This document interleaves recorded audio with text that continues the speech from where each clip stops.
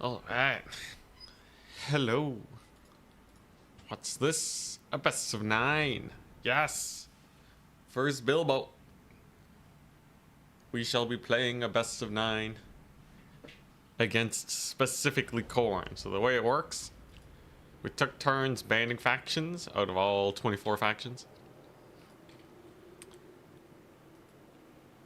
And the remaining ones, we pick and choose to face off against his Khorne. It's going to be a very corny day today. And then we'll truly know if Khorne is garbage or if they actually have some teeth. What's up, Diomed? We're playing Skaven first to start off. This was his first matchup pick. Pretty spooky. Gotta make sure I don't go too wide here, right? I gotta have some backline defense for my Giselles. There we go. Just go for a little bit of a loose-ish formation. Don't need to overthink it. We got our sick magic. Ready, good luck, have fun. And hopefully we have a nice best of 9. Yes, Skaven. Yo, I got them to semifinals in Turin's tournament. They got run over by Bretonnia. My mass infantry build was working really well up until that specific moment.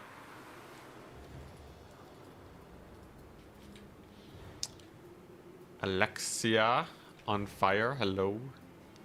Scion.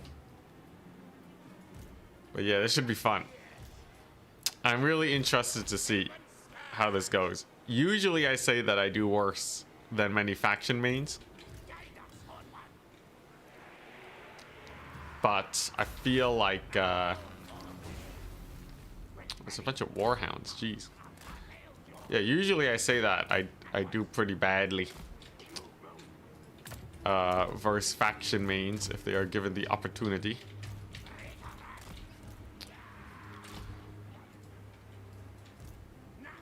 But in this case, I don't know how much I actually respect Khorne. I usually don't respect Khorne very much. So I'm not only playing Skaven.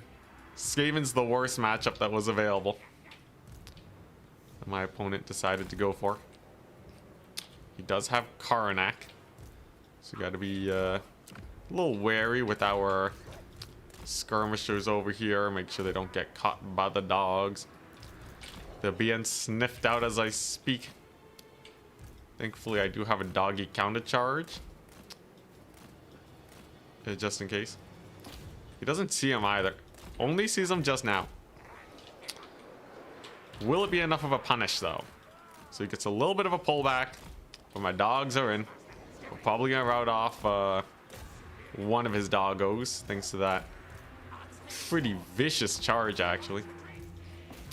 And already, a decent play. I think he had a really nice moment of opportunity to potentially punish me here.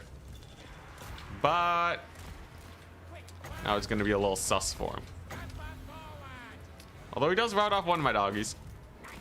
I do still have many a skirmisher still alive.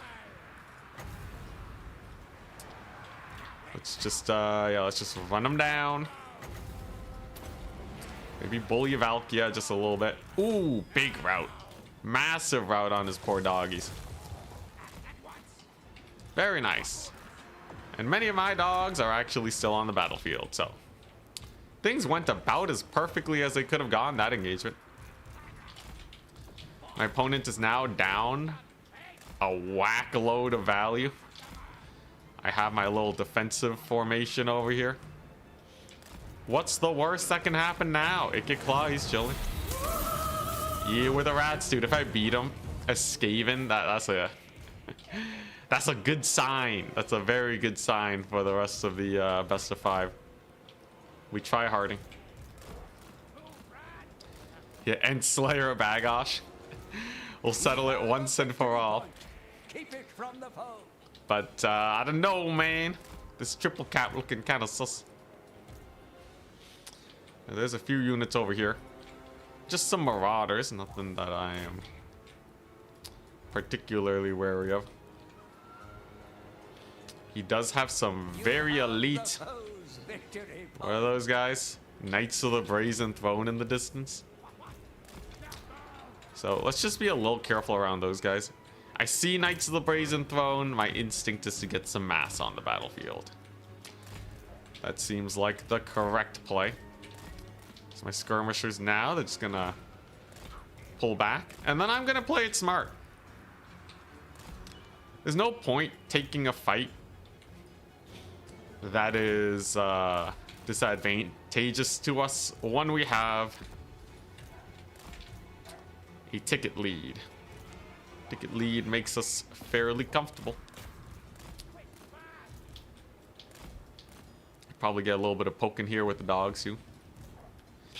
Just doggy swarm them. Yeah. Chew them up. Chew up those poor marauders. It's not like he has magic to punish a dog blob. Very nice. So that takes care of at least a couple marauders here. We're gonna body block the Khorne. Just gonna cast a little bit of a spell here. And we just want enough mass to defend ourselves. Khorne is going for it though. So we must be ready. We gotta get all the boys into the defense. We're gonna bully Khorne with a little bit of magic. I don't have enough to net the Furies though. A little unfortunate, but looks like my guns will survive here. Definitely just a little sketchy. He did net Ikit by the way. And all my dogs are routing. Which is not the best of situations. Run, Ikit, run. Despite the early lead, times are still a little sus. I do thankfully have all of my rat ogres in now though. We'll be able to do great. And we are on our defensive side of the battlefield. Ikit Claw does live, which is amazing. And so far our rat tide is doing all right. Could be a little better. He actually does have the value lead, but it's doing all right. Oh dang, he got away with them Furies all right. He's gonna lose Valkia though. These Giselles are no joke. And as long as I keep him safe, I think we are in a fairly okay situation. Just gotta not die to the Furies. Ow, Sword of Khorne. Sword of Khorne is a painful one. How's the Valkia though? She's trying to push through. To very little avail though, right? Look at her, she's getting bullied. She's getting bullied. We got a rat ogre surround on her. If there's one thing that's gonna go well for us, it's the fact that Valkia is kind of chumpy. Then we'll just countercharge his Furies. And overall, looks like we're starting to pull back. Knights of the Brazen Throne were kind of gone for a little bit. I don't know what they were doing. Did not expect them to be idle for so long, but that's going to help us out a lot here. Not having to deal with them. I will finish the job on the Valkia. We want to get her out of here. Okay, and now I just got to peel off for the rest of my troops here. It's a bit of an ass, but I think we'll be okay. Especially since Valkia should be, yeah, she's full dead.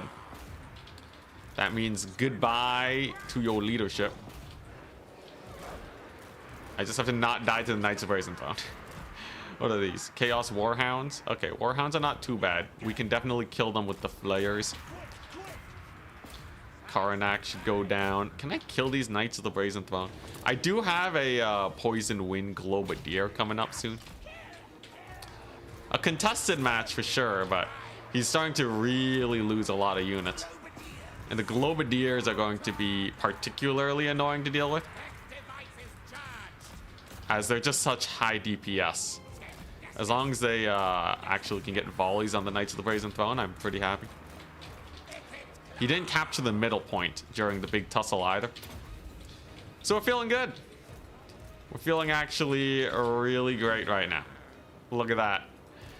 Globadiers! They're good. Can I kill these Knights of the Brazen Throne though? Are they gonna get another volley off? The answer is no. And he gets another Sword of Khorne. I don't have a lot of infantry that can actually save these guys. A little awkward. A little awkward, admittedly. There's one where he pulls back. It's through that. I have nothing that can save these guys. Or am I just gonna summon in some wolf rats? That doesn't feel right.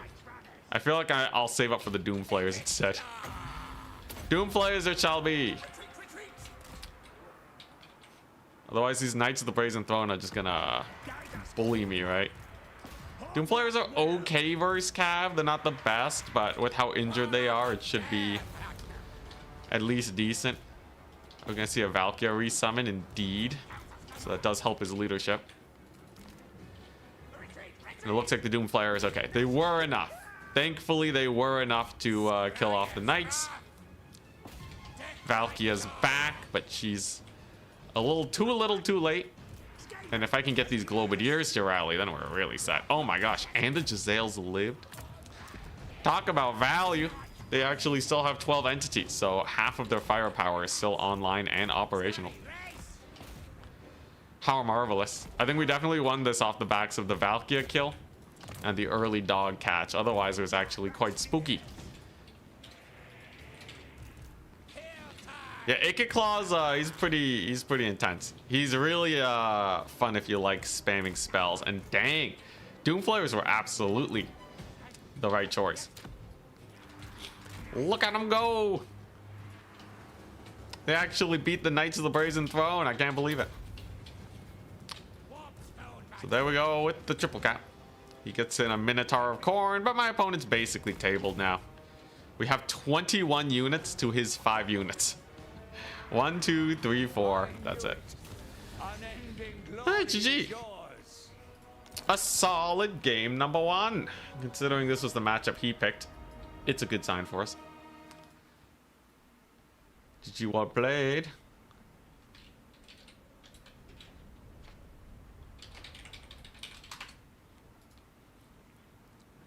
G. All right, yeah, his dogs. I know he likes using dogs quite a bit. I think we will need to be very careful around them. All right, I'll pick for my next faction. Also, Icket paid for himself. Nice. Skirmishers are pretty good. Those rat ogres, though, so important. So I will go for my next matchup. I will go Wood Elves. I'll go Wood Elves and ban Itza. Last time he beat us. The time before that, I beat him. So this will be some nice revenging one way or the other. All right.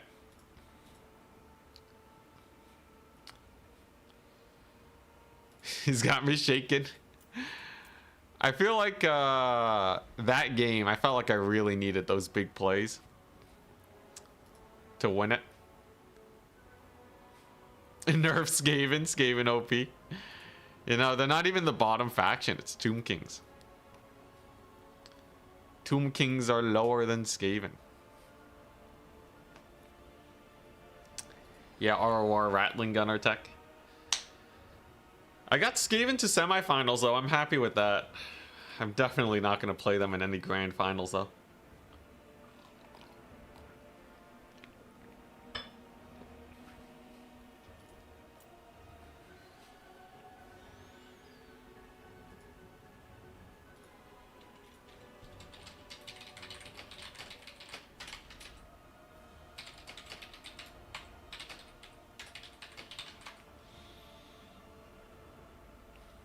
All right.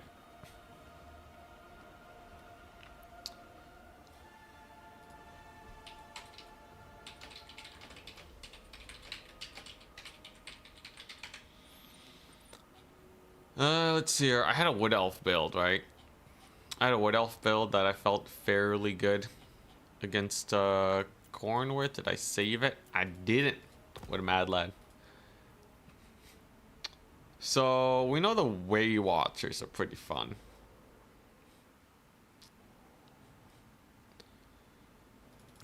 I want to go Way Watch a Kite.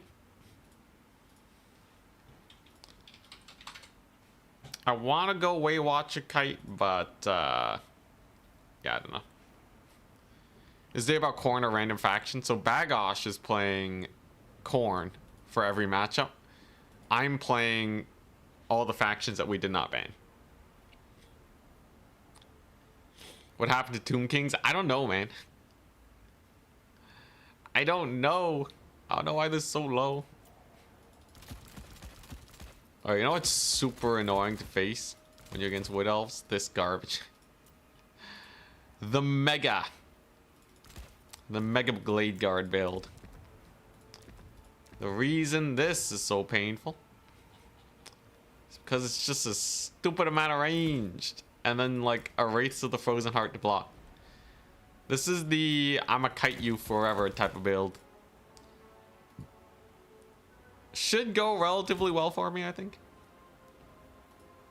So we're facing Khorne. I don't think he's gonna go for a Skull Cannon. I've never really seen this guy go for a Skull Cannon. Okay, so he wants to go Celestial Lake. No, Crystal Lake. Crystal Lake. Okay, good. Nice wide open map. But yeah, this should be pretty straightforward, right? All we got to do is just shoot them to death. Just insane amounts of firepower into the horizon. One Stag Knight to help out. If he goes like Karnak or Valkia, they just can't really occupy enough units here. A couple Dryads to clean up the chaff. This is definitely, yeah, this is some big Wood Elf love. He's not gonna have that many large units. I actually don't need that many Eternal Guard. In fact, he might not have any large units that are worth really fearing when I have these two. I just have to defend against the dogs and we'll be okay. So let's do it.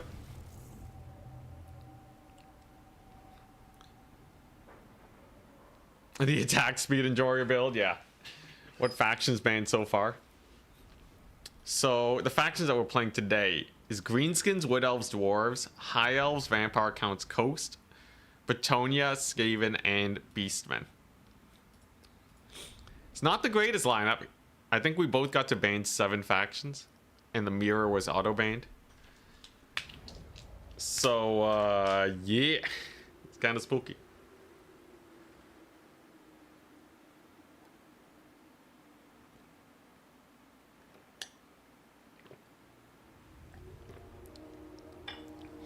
We're missing a lot of our usual heavy hitters. But the fact that Wood Elves got through is still a really nice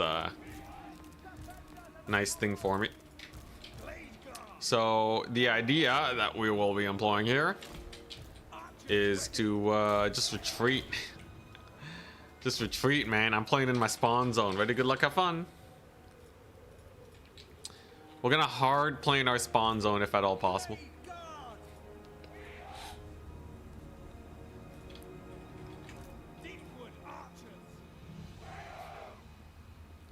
Back in the day, one guy would train against Flash or Jaedong. Because otherwise he just reverse sweep the entire team. Jeez. What would you give Skaven to make them worthy of a grand finals pick? Any amount of mass. If you saw Turin's semifinals, me playing Skaven against Bretonnia, and you noticed that my infantry had like no mass versus cavalry, like they just walked over my Skaven and then we lost. That really shows the weakness of Skaven.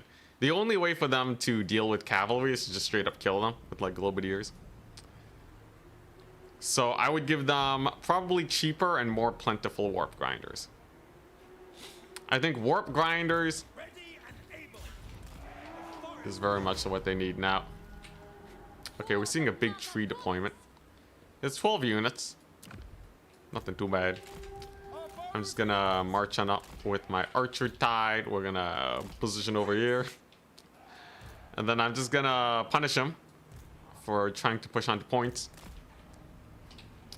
by shooting him to death. This is the hard kite wood elves. And as long as he doesn't have a tool to force me forwards, we're pretty comfortable. That's how a lot of matchups go. The player who can be more on the defensive is generally more comfortable. Fat Skaven. Or, yeah, we need pigback Skaven, right?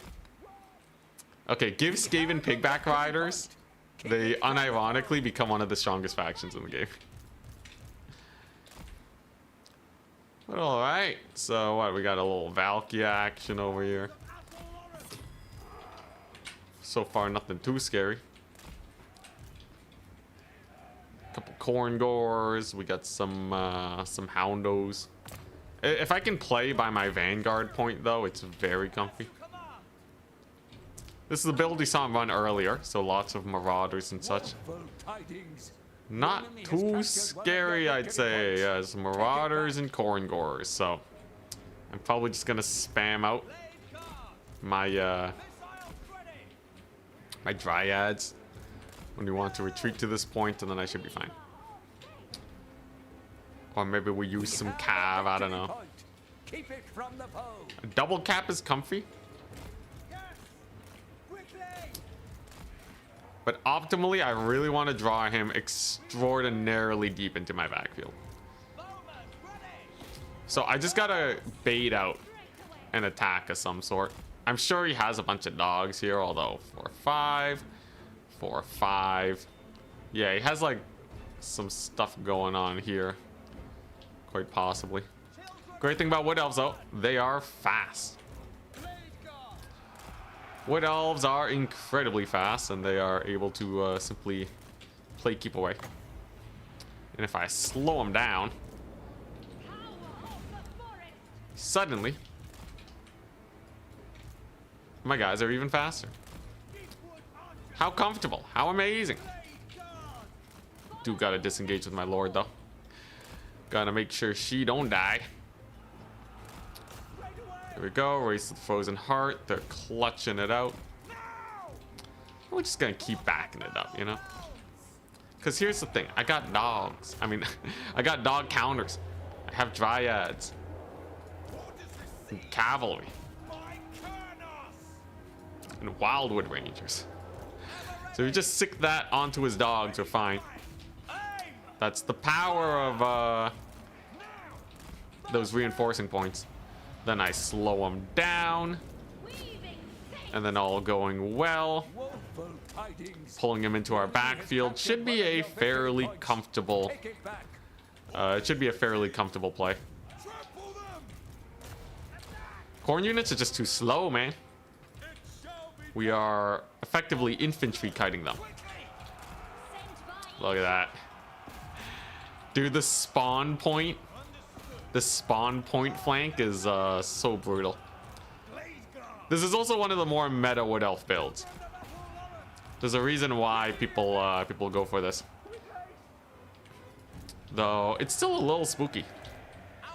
Look at that, he has some dogs coming on in. He has more dogs.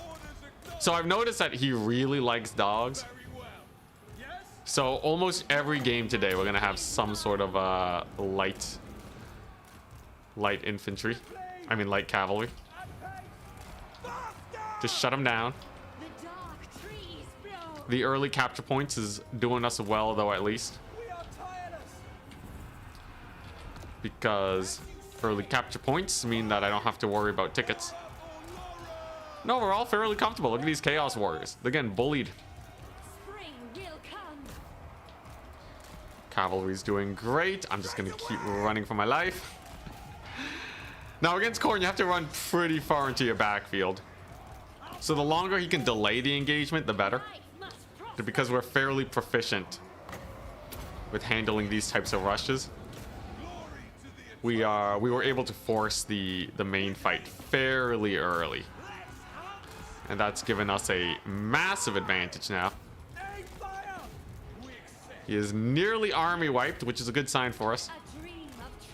And most of my archers are almost completely fine. We're talking like almost full HP on some of these guys. They're doing great. Looking good. More dryads. Let's go. Blood Beast should stand no chance. And he's having to reinforce all the way from over there, which is a good sign for us. I think we did a fairly good job shutting down all the doggos this game too. This isn't Khorne. My opponent's playing Khorne. There's literally Khorne on the screen right now.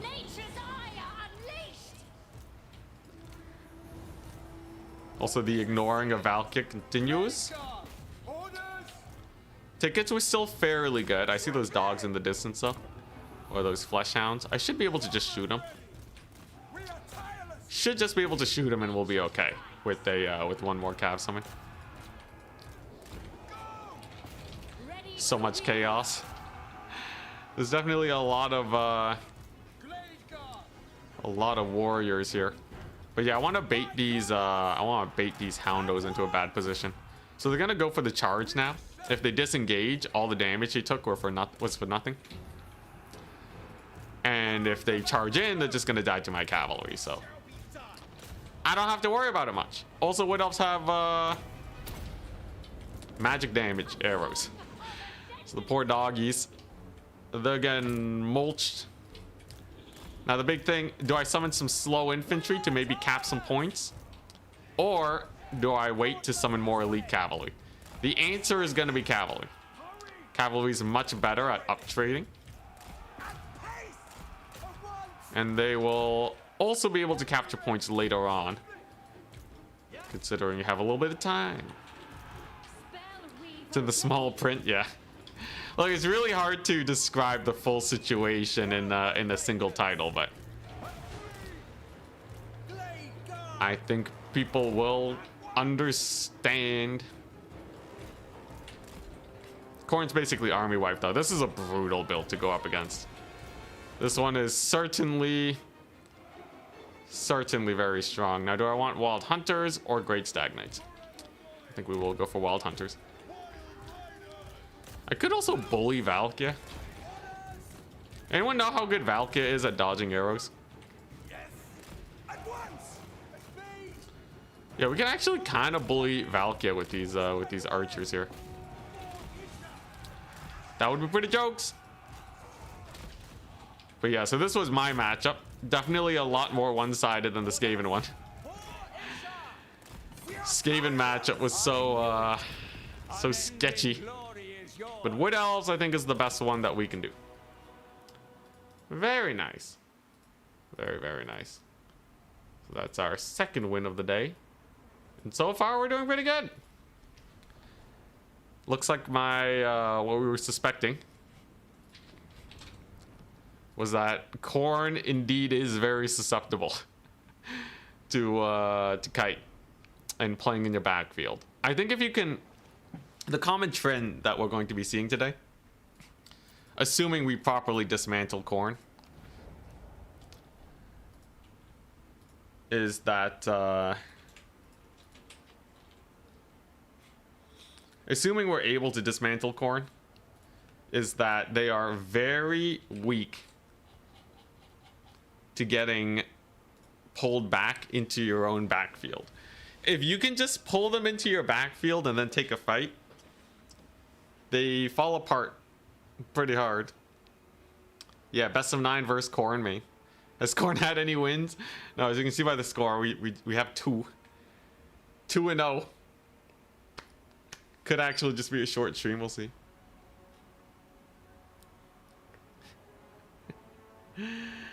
The fear is palpable.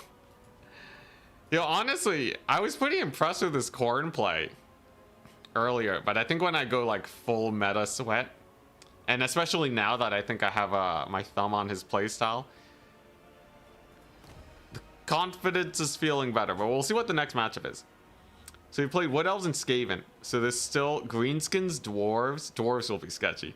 High Elves, Vampire Counts, Vampire Coast, Bretonnia. Bretonnia should be good. And Beastmen. I think Bretonnia and Beastmen are good. I think Coast, Counts, High Elves, Dwarves is eh. Greenskins is okay. Only okay.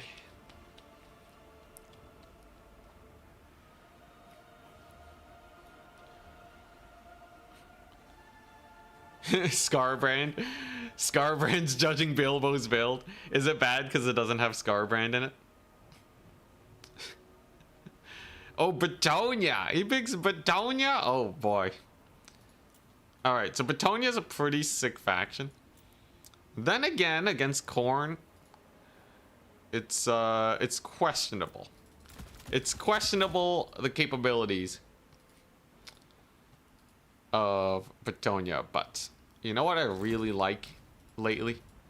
This new Alberic meta is kind of insane. You just go Pegasus Alberic, and then he's a god amongst men. For whatever reason, Pegasus Alberic is just sick. And then we'll take the Damsel of the Healing. Ban's Norse can rise. Let's play Expanse. Rapturous Expanse. Alright.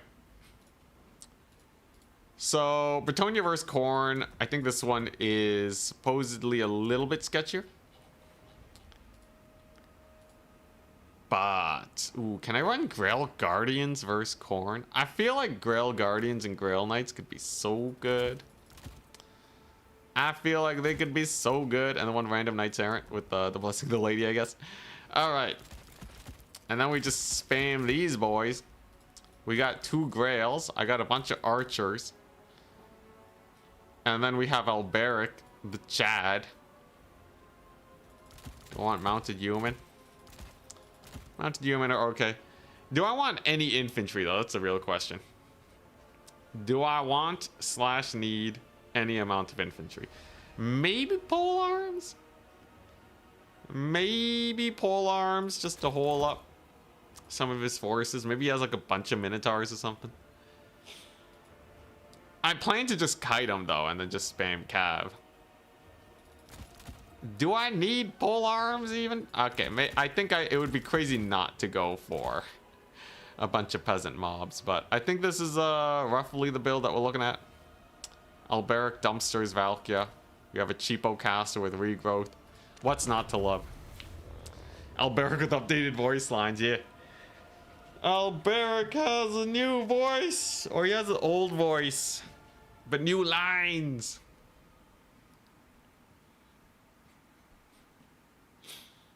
What's the regiment? Halberd, the Beast Slayers of Bastung. They're pretty cool. On any more infantry-focused Bretonnia build, they're quite good. But because Khorne is so good in the infantry fight, I don't know if I really want to run them. But they have gone a few buffs over the years. They're quite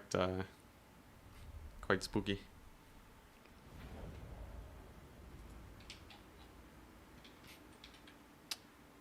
Doesn't Khorne have like only 2 playstyles?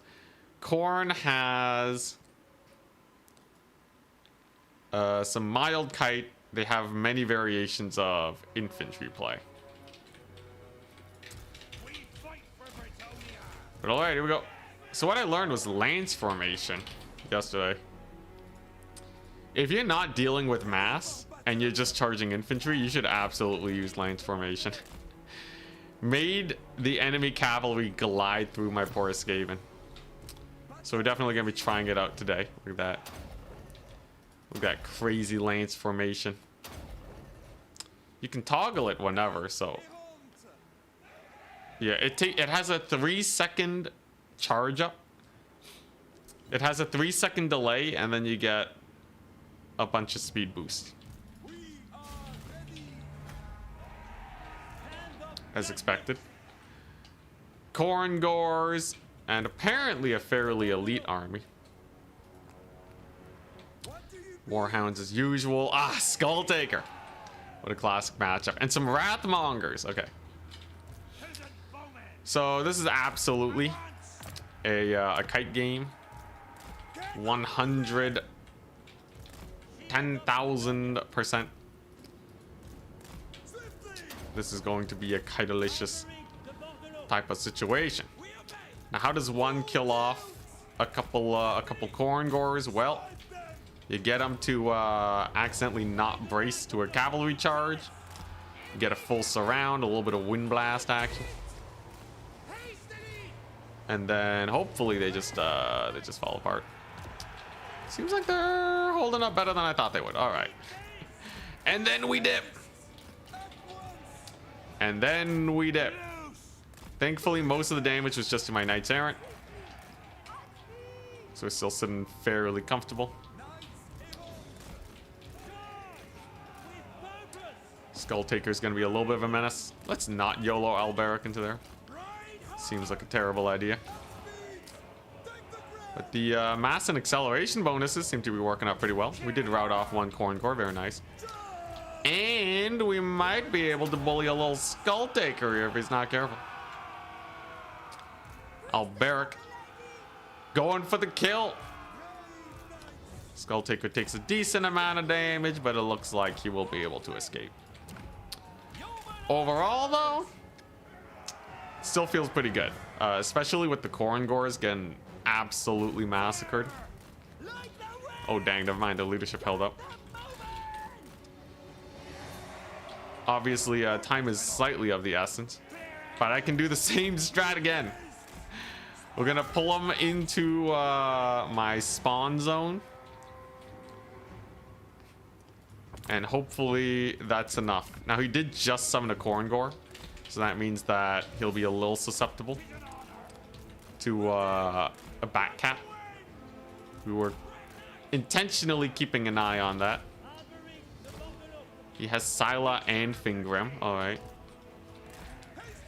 But yeah, I needed to buy time. I needed to buy time, otherwise I was screwed.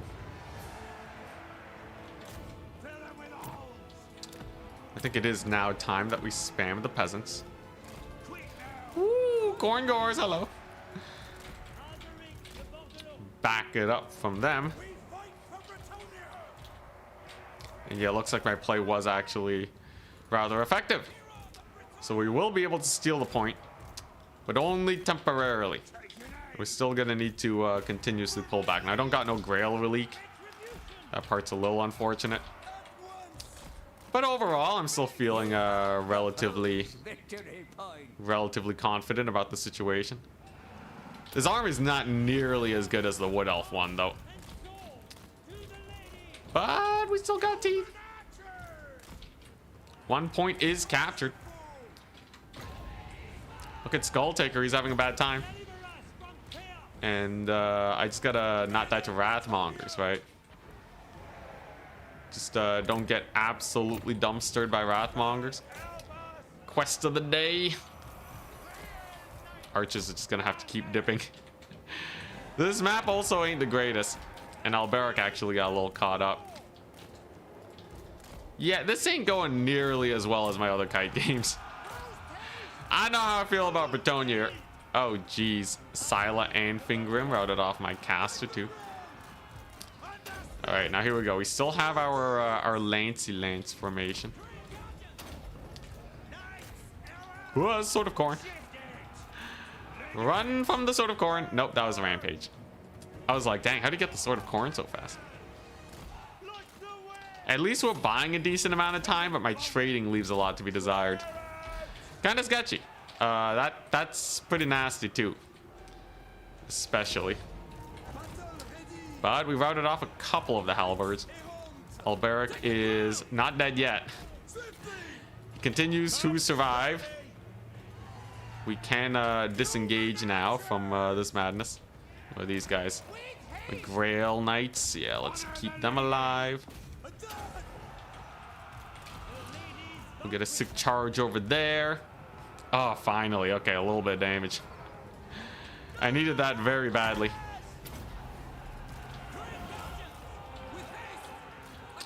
All right, and let the cleaning up begin.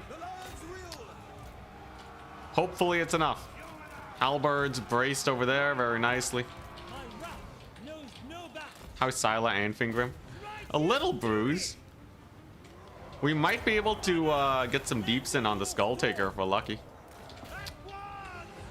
And many of my archers are alive and operational. So maybe we do clean them up soon enough. It's definitely a lot more of a tussle. The map is not helping me out much either. Mounted Human are simply doing the best.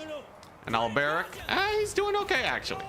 If the Wrathmongers don't participate in this fight, I think Alberic does beat the Skull Taker with Cav support, especially to shut down Scylla. I have like no Cav left though, so we're really banking on these we're really banking on the Grails hard carry. One of them's already down. Come on, kill the Skull Taker. Is that a Sword of Khorne? No, that's the Rampage. Every time I think it's Sword of Khorne. Okay, Alberic's gonna heal though. We may be dead, but we will see. Jeez, that's a lot of halberds. Jeez, that's a lot of halberds. The endless halberd tide is coming. Mounted Yeomen do not do well versus Chaos Warriors. Seems like Alberic is still chilling though. Can I army wipe him in time, however? So Wrathmongers are coming on in. A kill on Skull Taker would be sick. Alberic is yeah, he's getting there. Do I have any Cav left though? Oh boy, I have like no Cav left. I have no Cav left. It's just like the trailer. Skull Taker's too strong. Or is he? Bro, Alberic's almost done cooking though. Alright, I think we gotta go all in here, right? We have to Hail Mary it to try and kill Skull Taker. Yeah, Bretonnia does not kite Khorne nearly as effectively. I am learning this very instance. Though you never know if Alberic can kill Scylla, followed by a swift Skull Taker kill. Maybe we're good. He did just dumpster Scylla. Like that was very that was a big dumpstering. And we will be able to actually capture some points on the home field. But if Alberic dies, we're pretty done, all right. Yeah, I don't think Alberic's gonna do it. Come on, Alberic! You kill him! Never surrender! Yes, Alberic! I'm pretty sure we're dead. Is there any way I can pull this back? He has... Yeah, okay, that's cheap. Alright, so Alberic is not the solution. Bilbo punching back, god dang. Dang, that armor. That was some spicy armor, man. I thought it was going great until we ran out of space to pull back. And GG, well played. Grails were okay, especially the knights. I think I kind of failed them. I left them in combat for too long, and starting with the archers is a little sus. I think I should have gone full cav max, and then we would have been okay. But enough dwelling. I think the next matchup. Dang, Bretonnia was supposed to be one of my good ones. I'll go Beastmen. I'll go Beastmen, ban... what's it? Imperial Ambush, maybe? Do we play Dust Bowl? Dust Bowl should be fun. Ban Ambush. I want big maps for Beastmen. Yeah, he sent me packing on a rather strong faction, too. Bretonnia's, like, in my head, one of the top factions. Pretty spooky. Yeah, the cycle charging is a little rough. Alright, how do we want to play Beastmen? We're gonna have some pretty big maps, which is to our advantage. I personally think we go for the throwing axes. And then we go for like a full cav max. Like I'm thinking Sons of Goros, Centaurs of Tzeentch. The big boy Centaurs. Go for these ones. And then if he does spam halberds, in the event that he is spamming halberds, what's the okay, he wants to go Dust Bowl. I think it makes sense to have, I could take some Bestigor actually. Okay, yeah, oh yeah, this is sick. So look at this. So I have Bestigor in reserve, and their job is to shut down all that is painful in the world. So if he does go for halberd spam, I will actually have some elite infantry, unlike Bretonnia, and they should uptrade super hard there. Normal Centaurs are good. Lord pick, we're gonna go for the let's see, what's the best lore here for me? Triton's okay. Brace Scream. Does anyone know if Brace Scream does anything to Khorne? It's gonna do like 10 damage per entity. It only costs 5 wins though. Nobody runs Brace Scream though. It's there's no way. And never met a faction he didn't want to kite Khorne with. I think that's how you beat him. In theory, even if he sees it coming miles away, I should still be good. The only problem was, as Bretonnia, I had nothing to clear elite infantry. But this time we got axes. And Centaurs of Tzeentch are clutch. Now what spell do I want? I could just summon a Cygor. I can devolve. You know what? Leadership in slow is kind of insane. Yeah, look at that. So we take the leadership in the slow, cast it on his guys. They can't, what are they supposed to do, right? And then one Zongor. One Zongor just because it's a perfect spam. Oh, I really want to get the Pestigor in there, though. I guess I could get rid of the Sons of Goros and then get a Pestigor and then the Centaur of Tzeentch. Sure. Alright, this should be good. So I still have a lot of infantry in case he goes full anti-kite. It just means that I'll have to play a little slower. Devolve should be fun. You gotta go full melee against Khorne at least once. I was thinking next game, not with Beastmen though.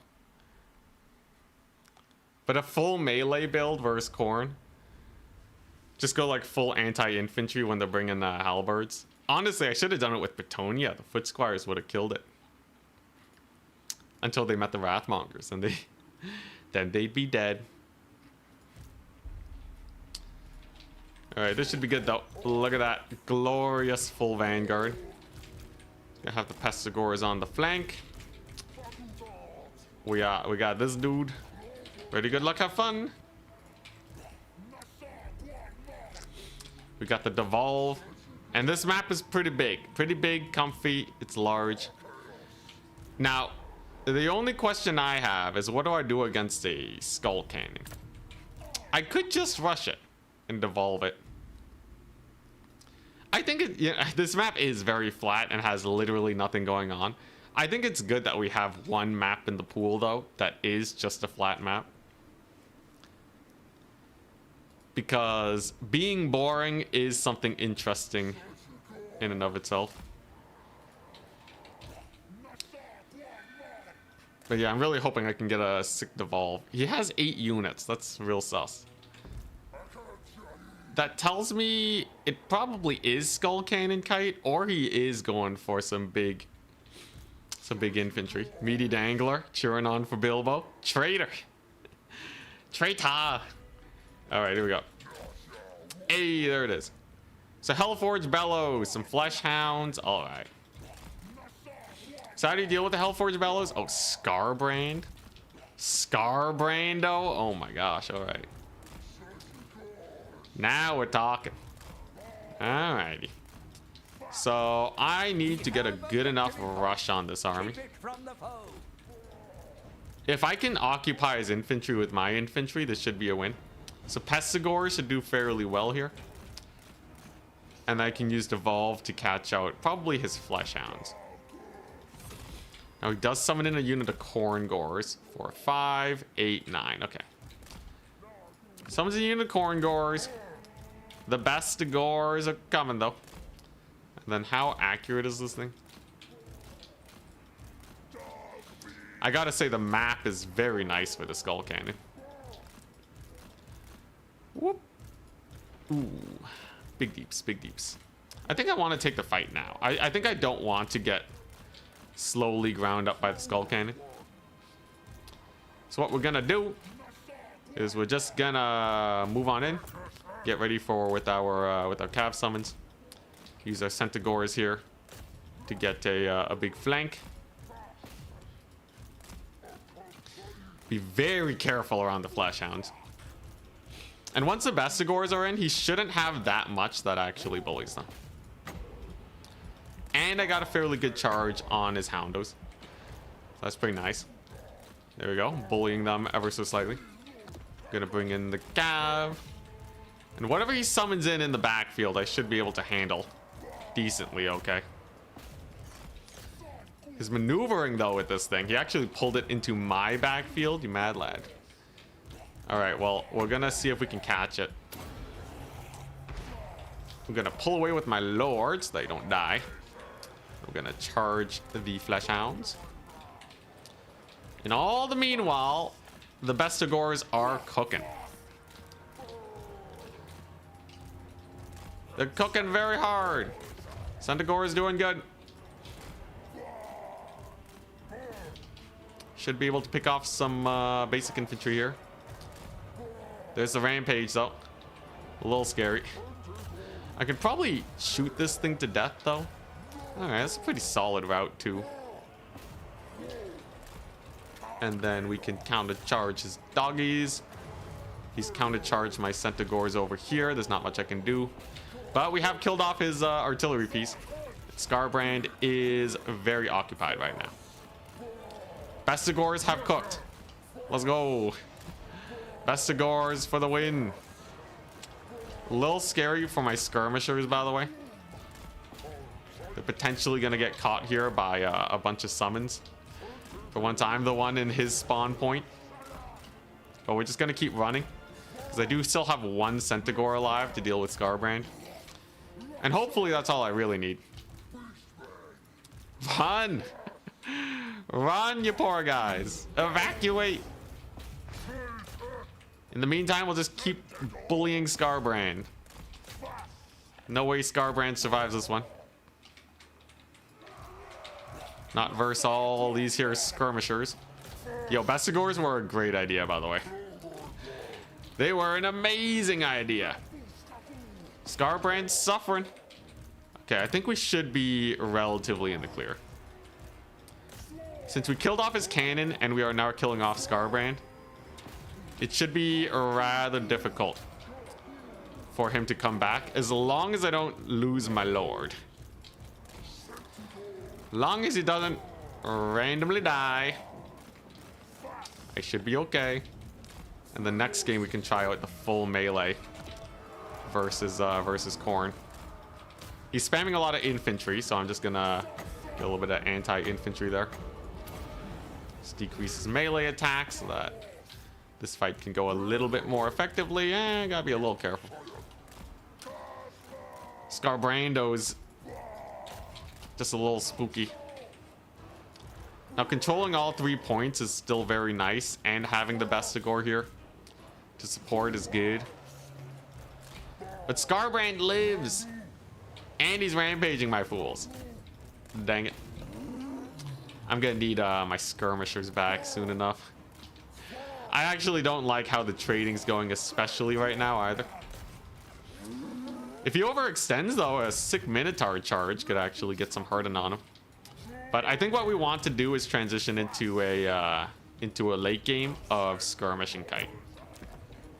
So we're gonna bring back the skirmishers and use them to farm up value, along with the fact that his army is relatively slow. We already killed off the skull cannon. That should be everything I need to cleanly pull out the victory here. Scarbrand definitely chonky though.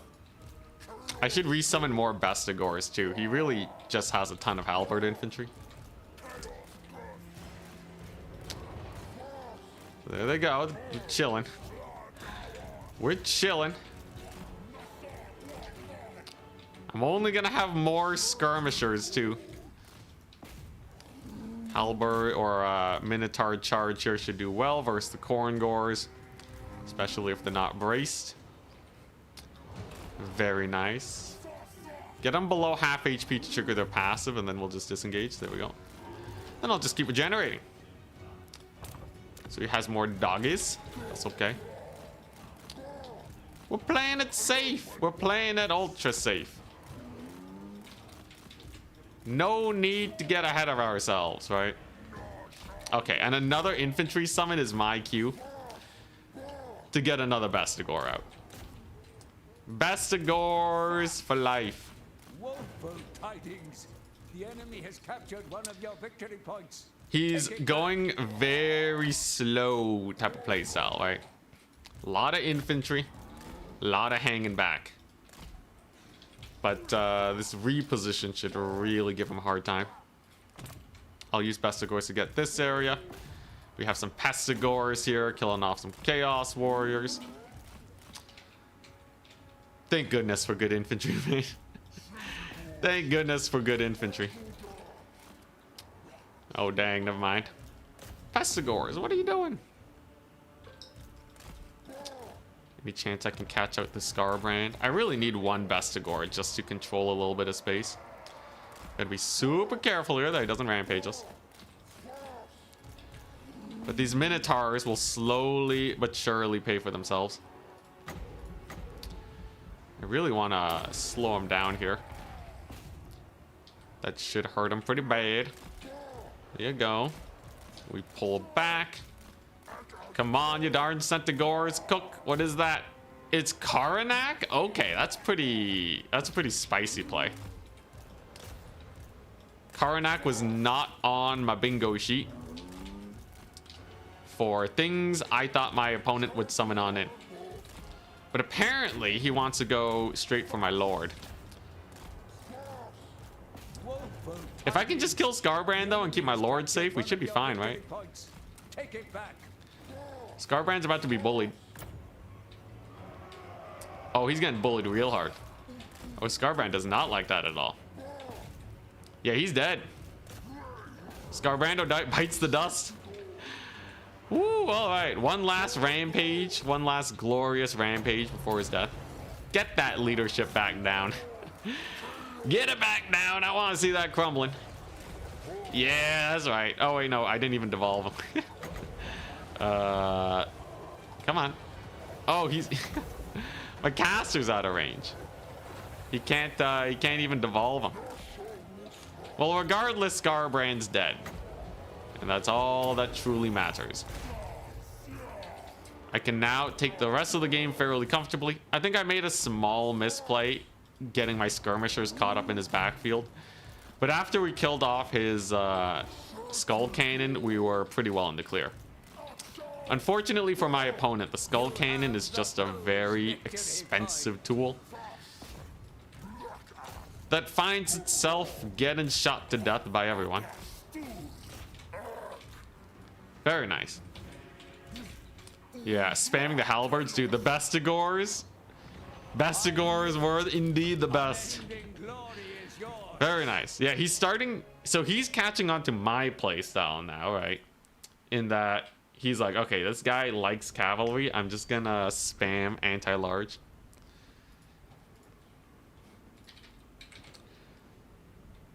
So I need to make sure that I don't become too predictable. As long as you do that, we'll be okay. Centigores did pretty good. My cavalry did pretty good. Bestigors, hell yeah. Bestigors did good. Butchers of Kalkengard. All right. So we'll see what faction he picks next. Have you played Counts yet? Not yet. I think Khorne against Counts is historically quite bad for Counts. So if he wants a free win, he could just go for that one. He's got me right where he wants me. Yeah. What's it gonna be next? Are we gonna see some counts? I still gotta get 2 more wins to win this best of 9. Karnak never doing a single thing he's supposed to do. Karnak, you know, this if he ever does catch the caster, he's really good at killing them. It's just that he doesn't.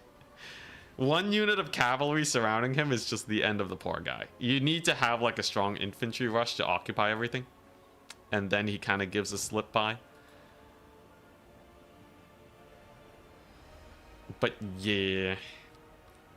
Karnak's a little weak sauce. But alright, what? We got greenskins, dwarves, high elves, counts, and coast. I need to win with 2 of those. I think greenskins and high elves are probably my most likely to win with.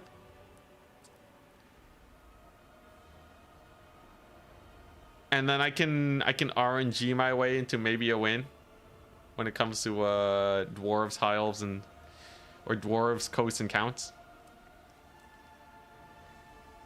Greenskins and high elves is not the most favored against Khorne though. The scary part about this format is that you get a lot of matchups that are kind of sus. Coast should be hilarious. Khorne is one of the only factions that can cut through those zombies quickly. Same with the vampire counts. Alternatively, we go like a gun coast. Or like a bomber coast.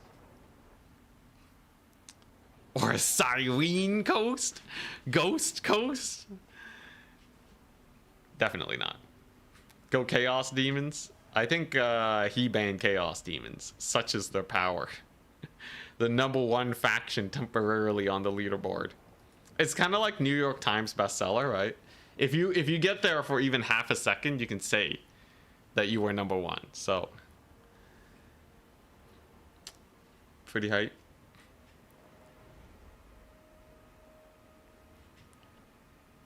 Yeah, if he didn't summon Karnak though, it would have been very sus. Only ghost campaign. Silastria ghosts only would actually be kind of fun, I feel. They're quite fast. They're kind of like cavalry.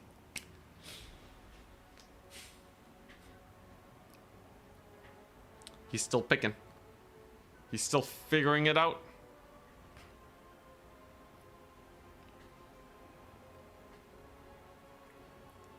I'm happy to know though, this is actually a really fun format for learning counters to factions. I should do this versus Maximilian there, you know? That way I'll just be super experienced versus vampire counts.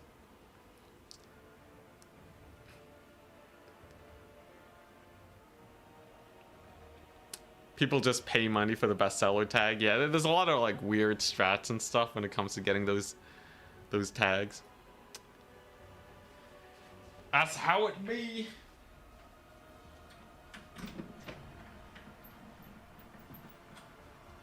Open the window so you guys can hear the ambulances and the lawn mowing.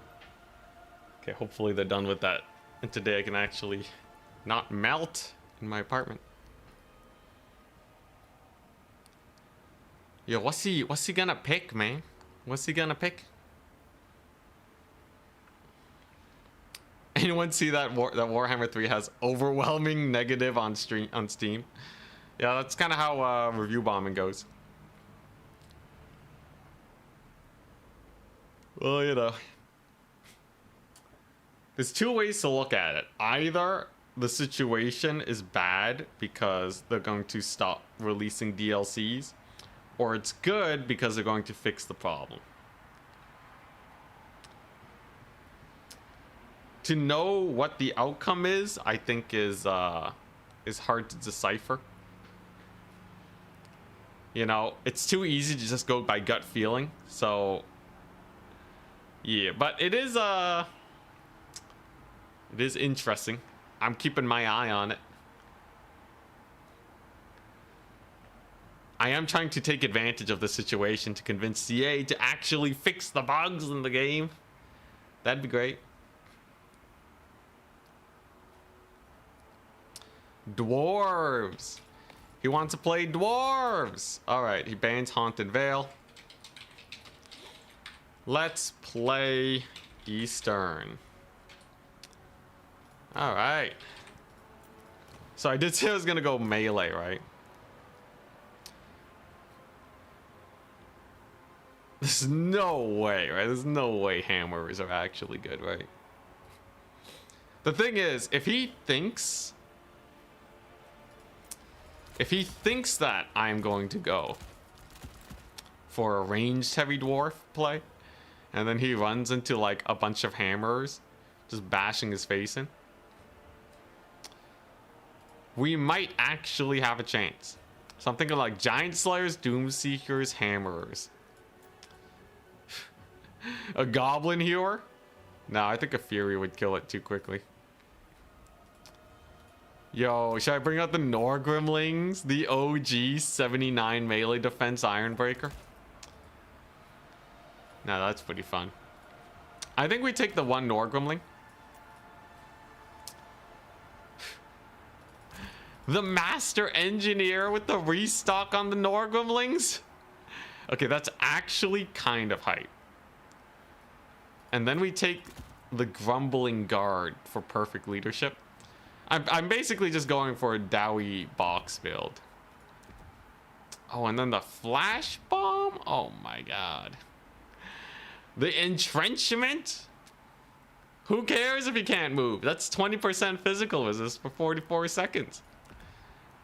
Okay, this is either the sickest play in the world or absolute hot garbage. Dwarves can be surprisingly chunky in melee, okay? Now, if he has a Skull Cannon in reserve, I guess we just die.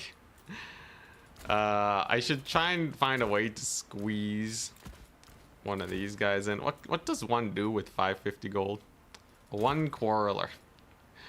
One Quarreler surrounded by hammers. I'm just gonna go for a filthy box, okay?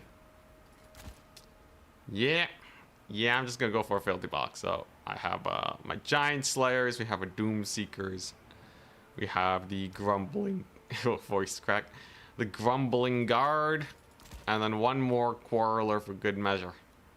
Yes. Yes! I think he might expect an air kite though. Like, this is so different from what he might expect that he could just end up with a terrible build against me. What's your answer to a Gorby's chariot? Slayers. That's not Khorne. I am playing against Khorne. I can't fit all this info into the title. Everyone thinks I'm the one playing Khorne. Interesting.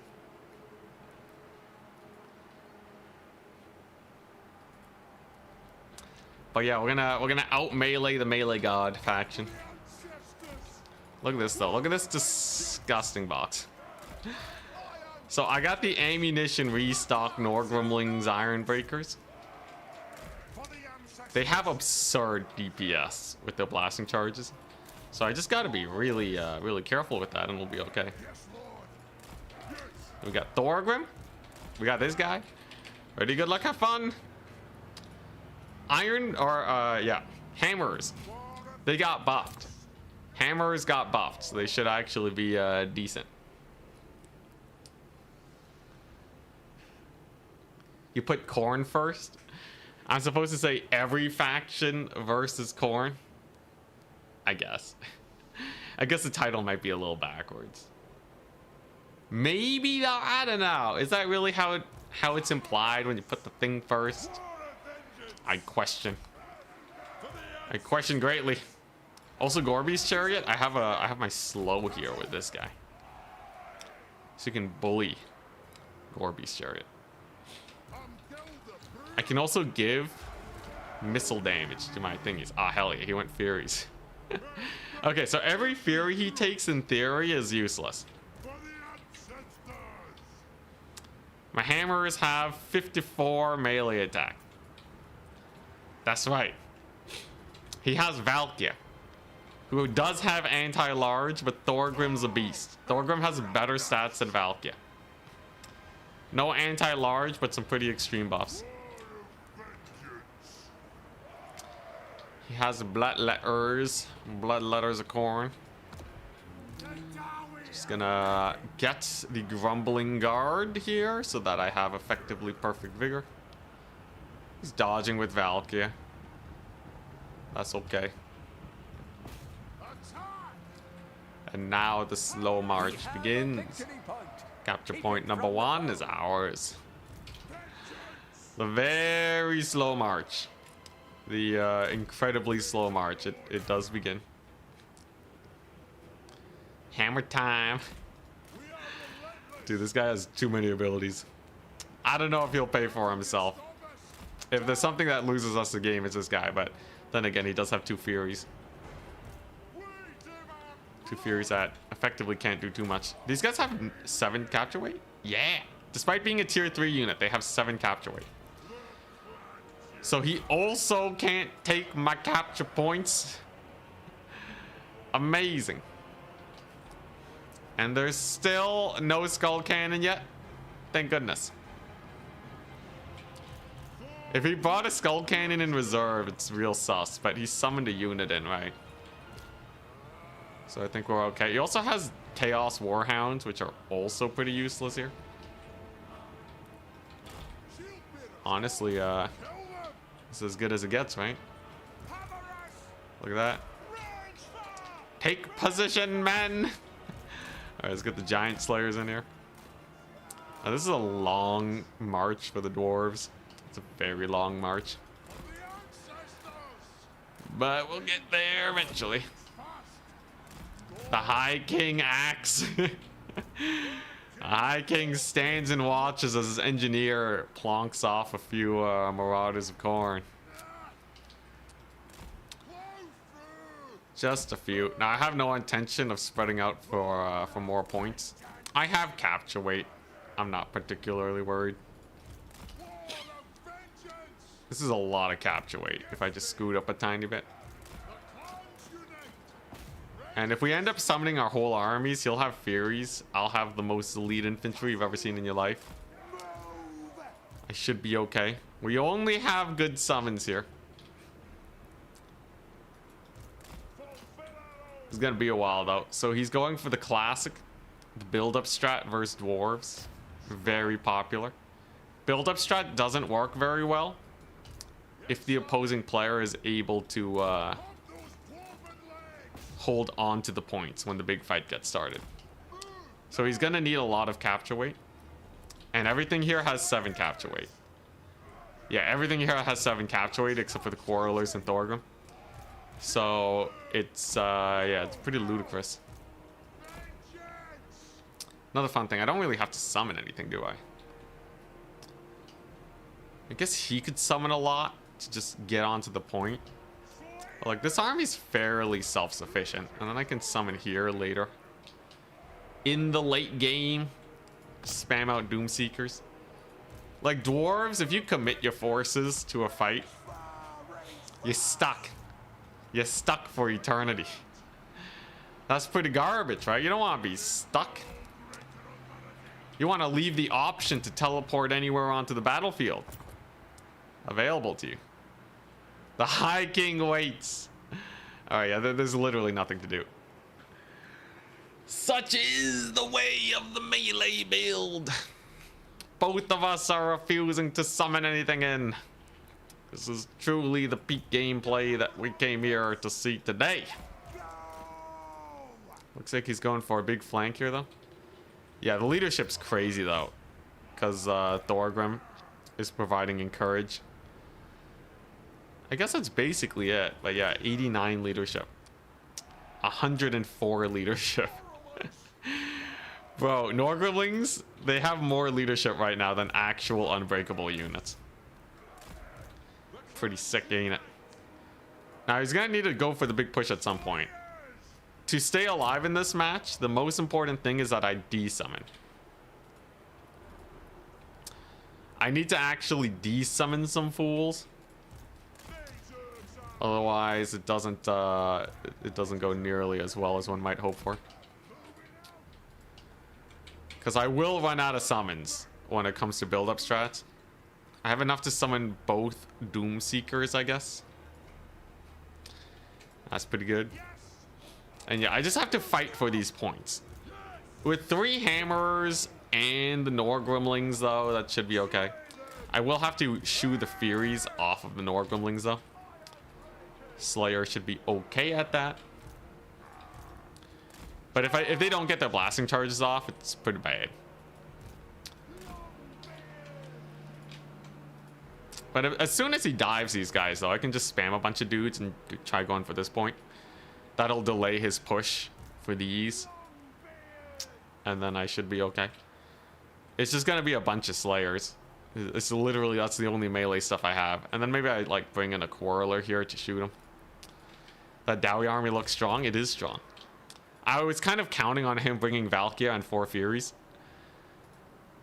Because Valkyria and 4 Furies, they don't really compete against us super well, do they?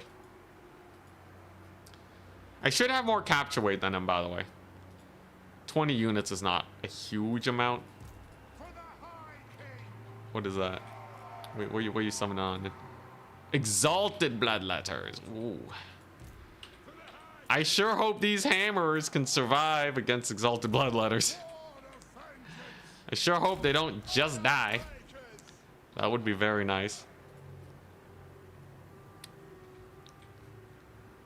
Yes, indeed, we are seeing all the units.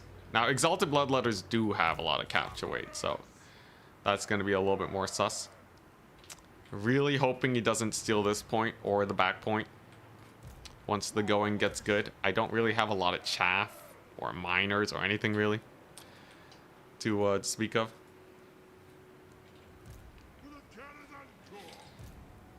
Looks like my opponent wants to go for it though. So he's pulled the trigger. So we are going to immediately bring in the boys. We're just gonna march him over there, and then I need to bring enough capture weight to stop him from stealing this point while also going for this far one. Then I'm just gonna push up with this force to secure that location. Going to get a couple Quarreler shots here, and then hopefully my blasting charges just absolutely cook. With the help of the Longbeards, this should be an okay engagement. And then of course there's these guys. Will he actually capture the point? We'll see.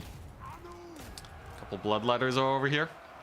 He's at the ready. He wants to go for the deep dive, but I have 2 Doom Seekers going for the flank point. I have a Giant Slayer going over here. So home point looks like it will be in relative safety then. How wondrous. Yeah, we gotta pull these guys back though. We're gonna get our first blasting charge on the Bloodletters. Gonna hopefully save the Quarrelers. I'm gonna turn and get ready to shoot. So there's a little bit of a buff. A little bit of a debuff over here. A little bit of an entrenchment. A flash bomb to slow them down. And then hopefully the Iron Breaker's cooked. Rear charge with Giant Slayers is painful. Nobody wants to have that happen to them. Alright, and now we hold the point. Now we hold the point for as long as we can with the Iron Breakers and the Hammerers and the big man himself. Flank side's looking rough for him though. And these guys, when they come in to support, they will be able to crush it. He is capturing the point, but I'll probably contest the high ground, so it ain't too bad. Giant Slayers are nearly in. There's the fiery ring, so that's basically Scab's Wrath. Unfortunately, does have doggos in here. Norgrimlings are actually getting low on leadership. What is this garbage? I didn't know that was possible. How's he routing off the Norgrimlings? Alright, well that's a little sus. The fight continues though, and Thorgrim is still alive. Come on, you darn Norgrimlings. You had 104 leadership. What do you mean you're about to rout? Furies are now on my Slayers. All right, and we are out of units to summon. I do have my second capture point, thankfully. And the engineer is chilling. Plus, we have our Longbeards here. They're doing great. And Thorgrim will have a new set of debuffs here very soon. Gorby's chariot also isn't really doing that much. That part's pretty hype. But he is trying to go for a back cap. And I have no units. I have no units to summon on in. Ooh, spin to win will be great there, though. Thorgrim's debuffs. They're cooking. Giant Slayers actually lived against all odds. Okay.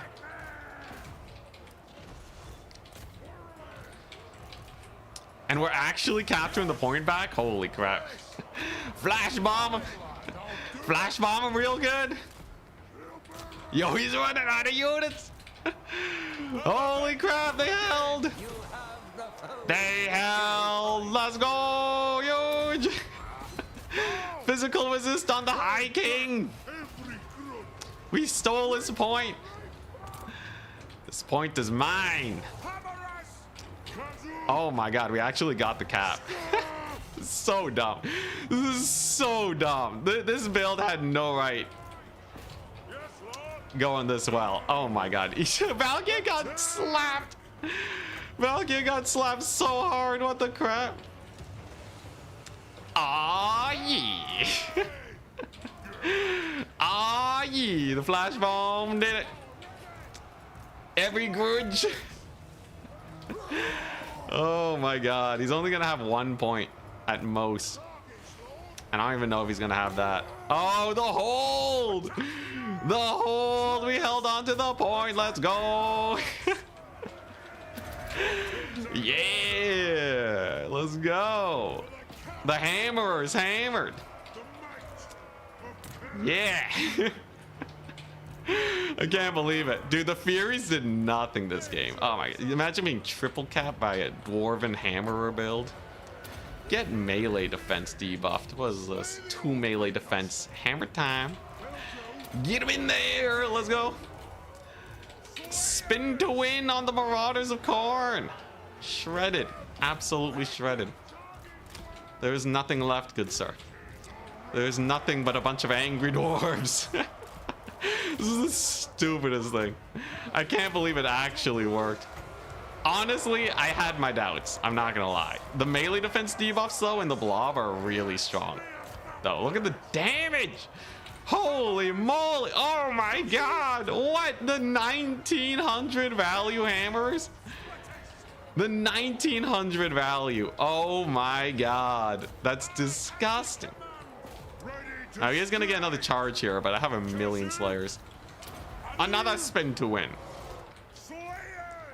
Let's go. Let's go. Huge. Oh my god. That felt undeserved by me. That felt very undeserved. I won because he took like stuff for other builds, but we went all in and just mega blobbed it. Now the Norgrimlings didn't do that well, but the Hammerers got like almost 2,000 apiece. The ones that survived, I got like 5 Hammerers value off of just 3 of them. The Thorgrim buffs, the Master Engineer keeping him alive, Giant Slayers cooked, Doom Seekers did well, even the Grumbling Guard plus their buff. Oh my god. It's a build. Now this only works versus Khorne players who are worried about other builds. I would not recommend. I wouldn't recommend going this build against a Khorne player who, you know, who doesn't know what they're doing, because immediately what they're gonna do is they're just gonna go normal mass melee build and then just run you over. Very strange, but that's a good one. I think I really want to try Vampire Coast next. I'll play VP next. Ban Glinty, or wait, changes Madhouse as the giant map. I'm not gonna go coast on a humongous map. Okay, yeah, never mind. No coast. I'm gonna go for what? High Elves? High Elves is kind of sketchy. And then we have Greenskins. I guess Greenskins are okay. On such big maps, I feel like I really want to go High Elves. I'll play High Elves next. And ban, oh, but then there's a Ragnarok Lair. I'll ban Lair then. Alright, High Elf time. If we win this, it's over. That's a new dwarf meta. Oh boy. The Dowie, I swear, the only thing they do is skew builds. Grudge -1. Yeah, especially with Thorgrim there too. I would recommend doing this build against every army, yes. Dude, one skull cannon would have killed us. The thing is though, is that as Khorne, you want to do some build-up strats, and you don't want to die to a cannon. So a skull cannon could easily lose you the game against other playstyles. I just happened to take the skew build that nobody else goes for. Literally, I don't think anyone really goes for that playstyle outside of like land battle. Ooh, Tempest! Yes! Eltharion with Tempest is where it's at. And then you take Mistwalker Barrage, boom. So here's the idea. I'm gonna Sisters of Avalorn kite him. It's like Wood Elves, but worse. Let's see here. If he brings a bunch of halberds, he'll just get shot to death, so that's not gonna work for him. I will take one White Lion. One White Lion. He doesn't want to play on Glinty, okay. Let's see here.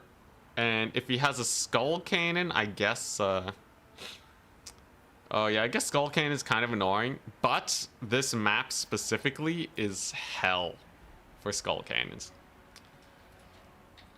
This map sucks butts for Skull Cannons because it's covered in hills. Hills as far as the eye can see. But yeah, as long as my Sisters of Avalorn stay alive, I should be okay.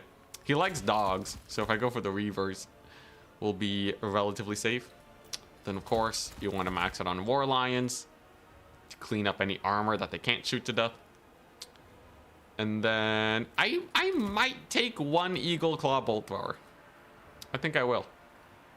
It's literally only there in case he brings a Skull Cannon. And even then, I don't think it's actually the best of plays, but yeah, this should be okay. So I have my anti-dog control, my anti-armor. I will need something for like Flesh Hounds. So like, I think 2 Silver Helms should be enough for that. Since it's Flesh Hounds, you probably want the +8 melee defense. Alright, is there anything I'm missing, guys? Is there anything we're missing?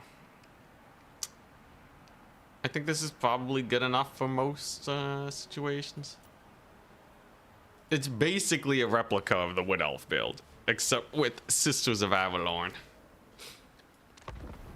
Is there a tournament or something after this? No, I was thinking if it ends up being a short day, I'll just let it be a short day.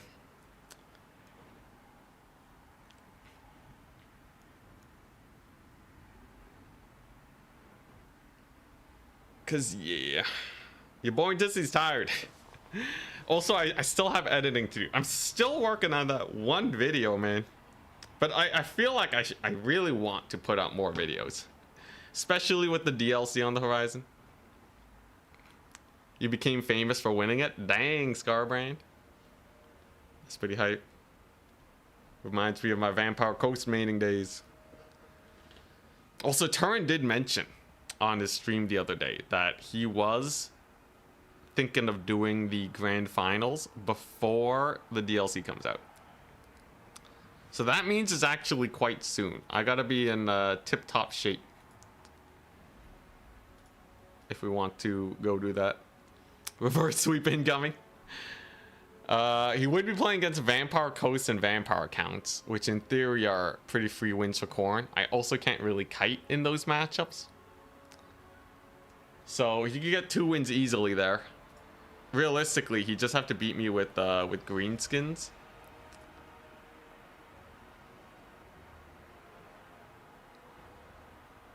Yeah. Yeah, he just beats me with what's it? Beats me here. Coast and Vampire Counts are pretty straightforward. And then if he wins greenskins, it's over. It's over. DLC on the horizon. It's very far. It's very far, but I can see it. Just peeking. Just barely peeking out. Grand finals is when Charix shows up to the finals and destroys me. I haven't actually faced Charix that often in any grand finals. Truly shows that he is just chump change, right? Totally just chump change, and I did not just get lucky that one time. Pretty good luck, have fun. Anyways, idea is simple here. So you dismantle Khorne. You just want to advance and then pull back. Make them march a very long time to get to you, and then use your vast quantities of better mobility to run over anything that's getting through. It doesn't work as Bretonnia because your archers suck and they can't even kill halberds. So don't do this strat if you are playing Bretonnia. But for anyone else with actual armor piercing and pretty good mobility, you should be fine. Now, once again, we are seeing Karnak, some Fleshhounds, some normal doggos again, and a Skull Taker. Like I said, he really likes his doggos. They bring a lot of opportunities for big micro plays as Khorne. So it makes sense. He can also reveal units. That doesn't help him much, though. I don't think that's one that you buy, though, right? It's not like there's anything stealth that he'd be really worried about.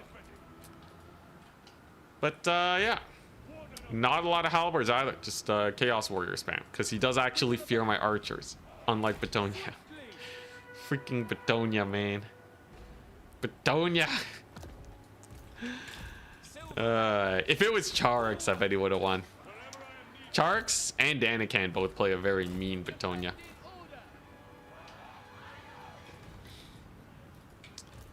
But yeah, we're just chilling. Couple dogs. Never scared Eltharion. The capture point is ours. And now we just have to goad our opponent into attacking us. How does one do that? You have to get some shots off. If you're not getting a few easy peasy pot shots on them, they're just gonna sit back, relax, chill. You have to actually threaten a little bit of damage. That does mean I have to push up very far, but I fully intend to retreat just as far. So I should be okay. Kablamo! That didn't do that much. The damage was mid.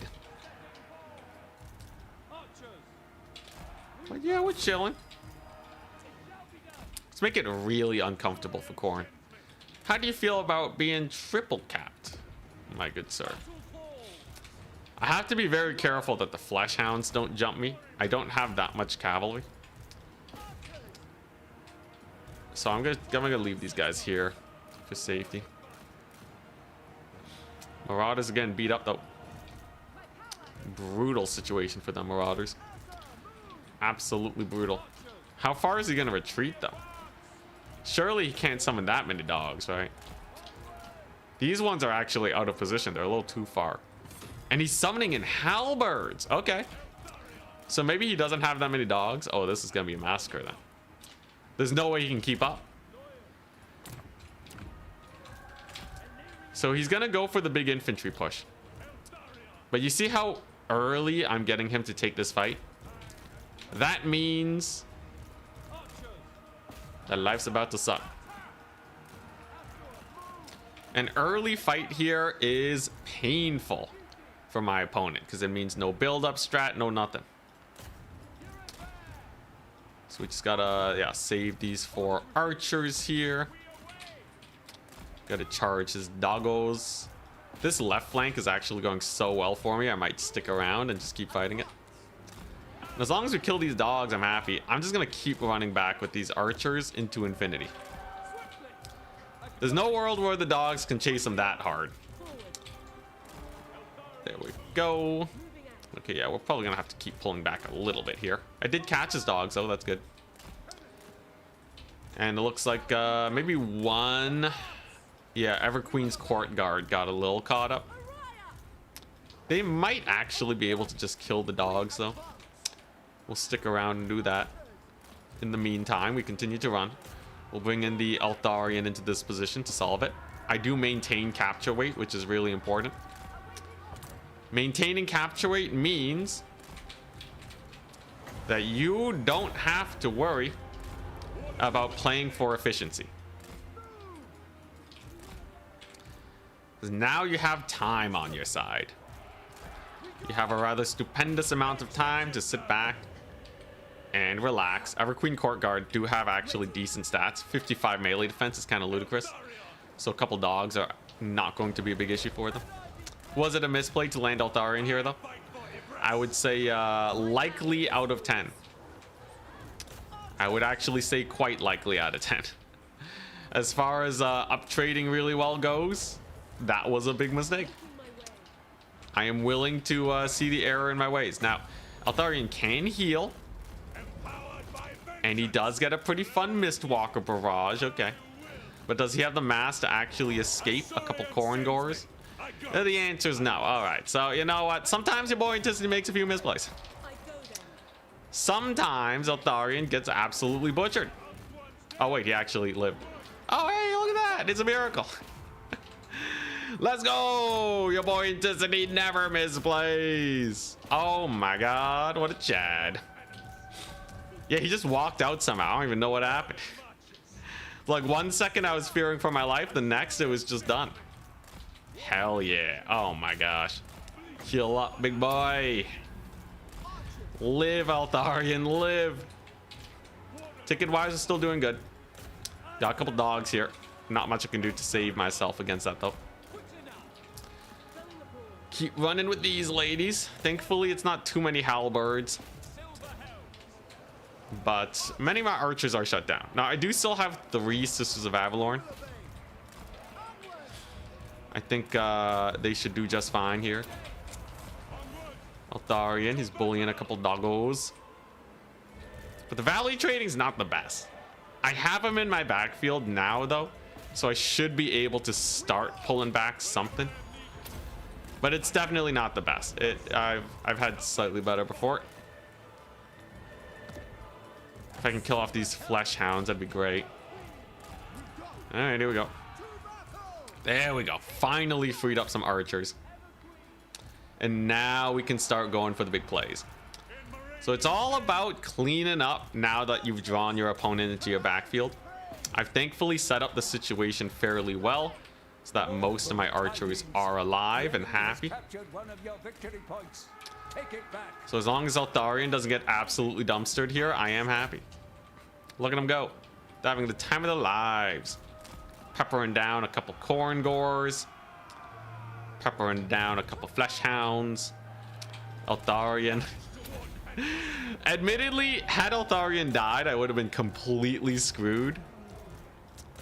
But that was a big misplay anyways, right? That was a big misplay. Nothing wrong with this high elf build at all. Oh boy, Minotaurs of Khorne are in here. I could probably kill his flesh hounds at least. Minotaurs of Khorne I'll have to recharge though.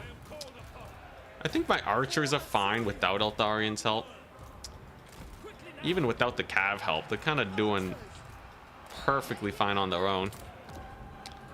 So let's just get Altharian to kill off the Minotaurs and then I'm happy. Opponent still doesn't have too many tickets too. Very big for me. Khorne gores indeed have been bullied. And dude, Karanak and Skulltaker, they're really not doing that much, are they? They're not doing too much. Thank goodness. The Warhounds are shut down. Looks like my archers, they are doing okay. Have another archer online. It's still a little sus. Hey, Furies, nice. So I can bully the Furies. We're sending Eltharion in. He kind of needs to get stuff done right now. Otherwise, it gets a little sus. I've almost freed up all my archers, though. And they can start shooting up the Skull Taker and all that. Eltharion versus Minotaurs not go nearly as well as I would have hoped.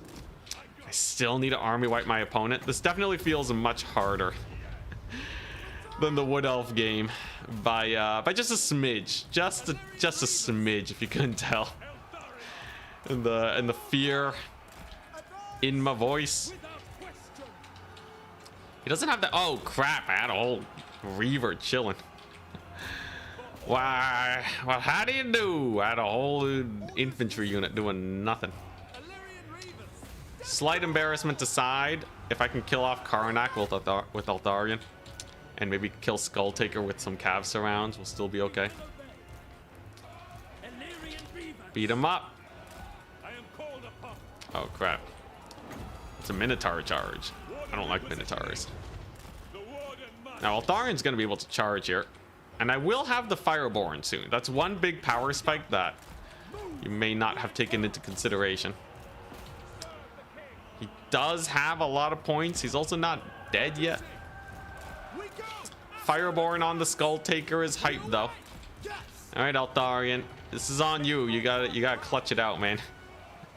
Some decent Mistwalker barrage, I guess. Actually, resecuring these points though is gonna be sus. Now, Big Roar is in. That's good.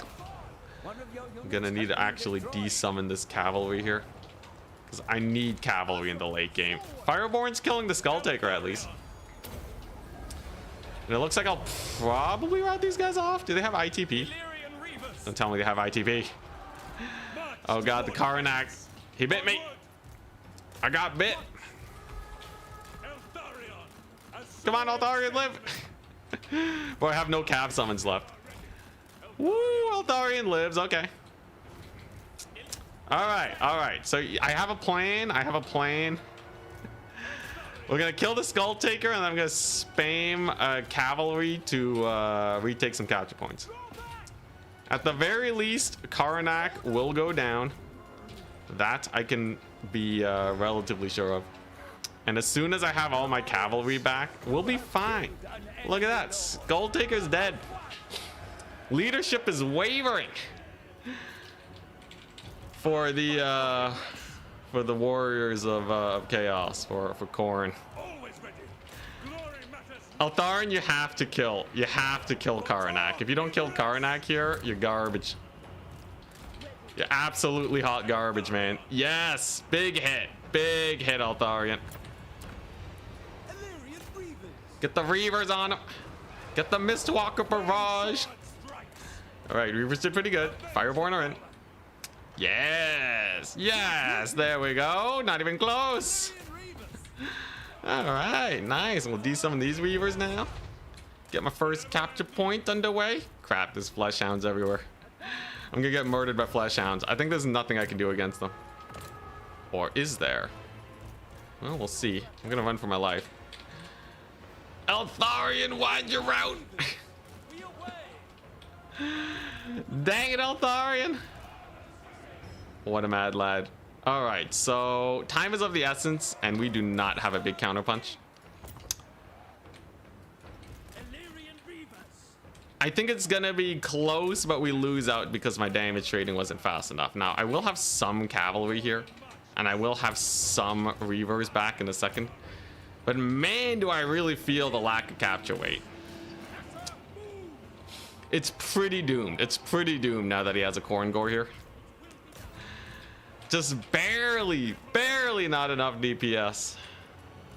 I'm still gonna go for it though. You never know. Yes, some lions. Come on, get the point, Cap. Oh god, Skull Taker took so long to kill. All right, I have 50 seconds. Yeah, there's no way. GG, well played. You have been blessed. Dang it, that was supposed to be my game. Defeat. Dang, you did it. Impressive. He beat the high elf kite. The Karanak, bro. Me landing Eltharion at the beginning could have been what did it. Although the Scissors of Avalorn really didn't cook, did they? Look at that value. Very little overall. A little unfortunate to see. I definitely overextended just a wee bit. How's everything else? It's decent. Nowhere near the level of Wood Elves, though. Brutality. Oh boy. Oh boy, the sweat. The sweat. Alright, so this is the next set of maps. He gets to pick the faction. So I have to win with... I gotta win with Counts, Coast, or Greenskins. Now, I got Greenskins. My green boys are where it's at. Yeah, Eltharion lived till the end. Oh boy, though. The dog plays are really annoying. Thank goodness I won that dwarf game. If I didn't win the dwarf game, we'd be in such a bad position. Because the rest of these matchups are really bad for me. Yeah, Tides of Torment will help High Elves a lot for sure. There's no way Sky Chariots aren't insane. Alright, so it's Bloodgrove, Moor, and Proving Grounds. I can play a faction like Coast and be alright. Those matchups sound horrible. Yeah, they're definitely, you know, the lower on the matchups you go for Khorne, the worse it gets. Khorne is very good against these, like, generic factions. He wants to play versus Greenskins. Okay. Alright, here we go. Green skins. I'm not going for the trolls. I'm not going for the rogue idol. I think you definitely want an acid burpa. I kind of want to just spirit leech Valkia to death. I could take an Azag and just spirit leech, like yeah. Spirit leech them to death. I know there's a lot of magic resist on Khorne, but spirit leech is still spirit leech.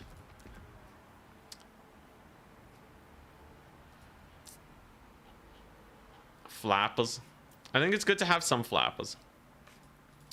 I'm not gonna try and kite them though, because these skirmishers don't have a lot versus armor. What I think I want to do... Okay, the thing is, he's gonna go a build-up strat. If I'm not careful. The Crimson Killers.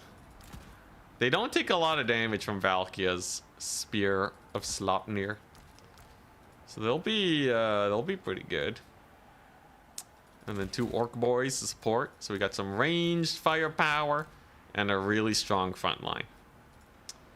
That feels pretty decent. Then we just have to defend the Rugloods from Furies and such. Now, Furies can be very annoying here. If I fight around Azag, I could use Doom and Darkness. Hold up. I can use Doom and Darkness to crumble the Furies faster. Blessed to not zero build. There's an issue with Steam Friends right now? No idea. I think this skirmisher is good because they have armor piercing. The other ones I will pass on though. So now I have 2 ranged units. And that's good enough if you're facing against Khorne. And to round out the build, Squig Hoppers are not the worst. Now I do still have to kill Flesh Hounds.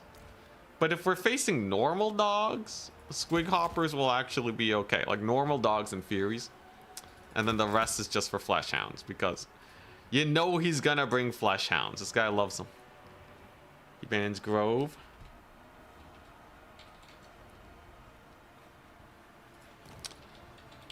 Alright, so Decrepit Moor or Proving Grounds. Ooh. Ooh. Let's play Moor.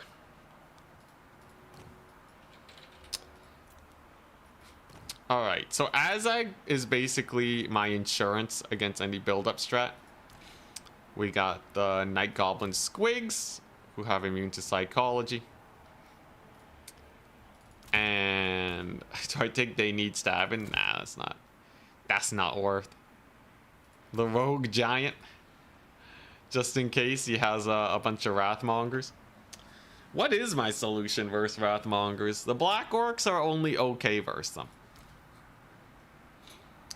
I think if we see a lot of Wrathmongers, I might just be screwed. Maybe a bunch of Squig charges will get them. Oh boy. I could take the Giant. The big Giant for the Wrathmongers. Okay, Giant is actually kind of hype. One thing that I've noticed is he doesn't really take a lot of horsemen. So if I run the Giant, it could cook. Could cook. Alright, so we have get on with it. Do I need Slagger Slashes? I think Azag's usually too busy skirmishing to actually participate, so maybe not. Lots of anti-infantry. One more spear to round it out. This ain't the best matchup I've ever played. Also ain't the best build, but I do have 2 giant single entities. And if he doesn't bring horsemen, we have a chance. We're gonna try and abuse the fact that he doesn't take them. Ruglets do well anyways, but we'll see.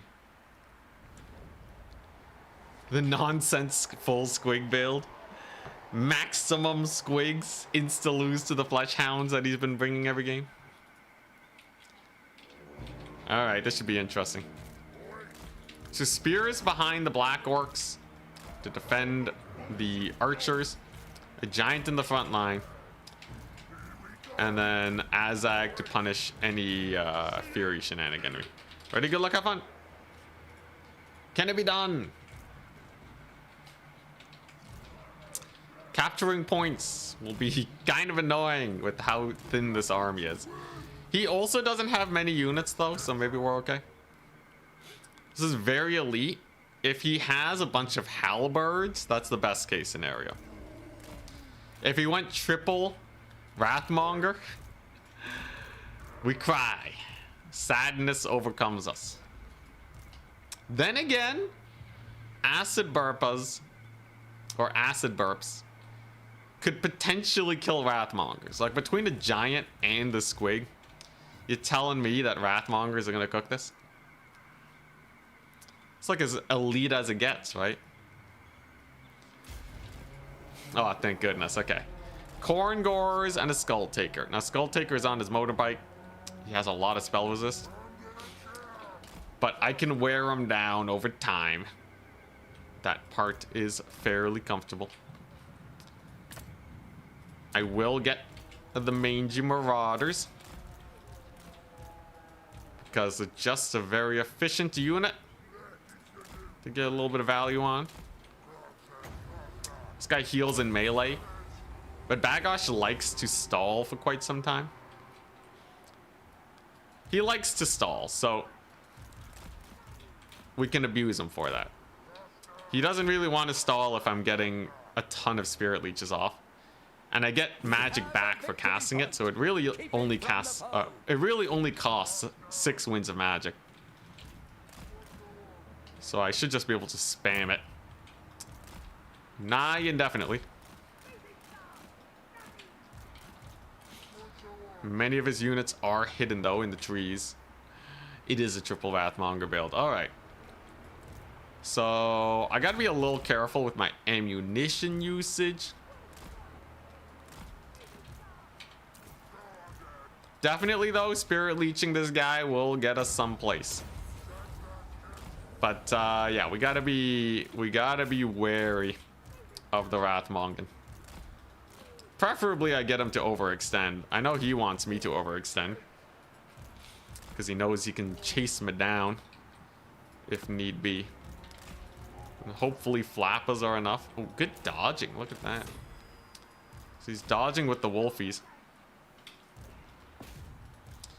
Just gonna park back here, relax. And just keep spirit leeching. Keep spirit leeching.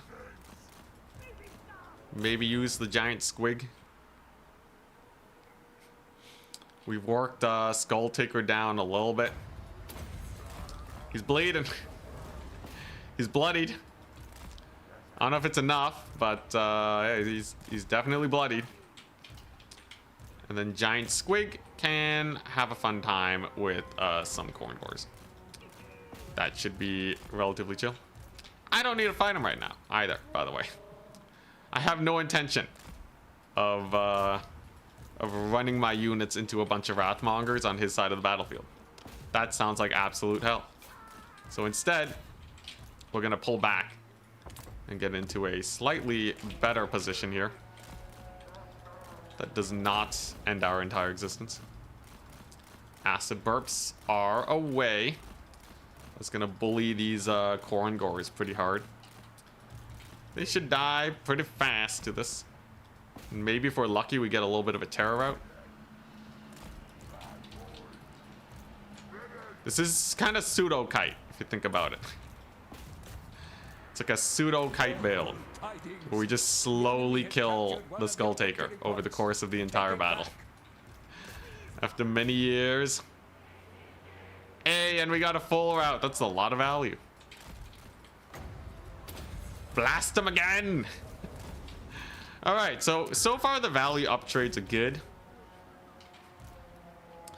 There are still 2 Wrathmongers that I gotta deal with. But the value's nice. Like, I got 700 here. We got a quarter off the Skull Taker. What's not to love?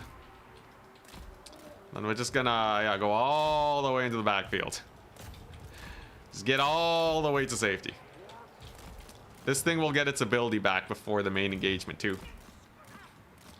Bit painful for my opponent, I'd say. And then we can contest this point with some mobility later on. How marvelous. Spirit Leech is slow but steady, but like he needs Skull Taker to kill these big single entities, right? He needs them for the big SEs. Alright, there we go. More. Give me more firepower.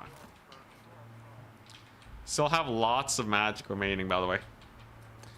And we only uptrade as time goes on. Very slowly. He's probably getting more tickets than we're uptrading, but I get tickets too. Skull Taker ain't looking too hot. He's bleeding. He's bleeding out. Will it be enough though? So we got yeah, whack a load of cav here. I do have my ability back, but I gotta be super careful with the giant squig. Make sure it don't die. There we go. Just getting a few acid burps going on. It's gonna catch a little bit of his infantry. Nothing too crazy. You know, hit Khorne once. Just gotta make sure it doesn't rampage to its death. And then I'm okay. Looks like it's not though. It does escape. Got a decent charge on his infantry too. And overall, we're still sitting relatively happy. And I got my Rugloods. They can pop off. We're just gonna wait on cooldowns once again. Get our skirmishers over here. I actually got a pretty good hit on Khorne too. That's pretty fun. We can position over here. Another. Khorne has 50% magic resist, by the way, or spell resist. There's no killing that one. Okay, it looks like my opponent has said enough is enough, and he wants to go for a big fight now. I don't have to take it though, right? I can park over here, play the defensive fight.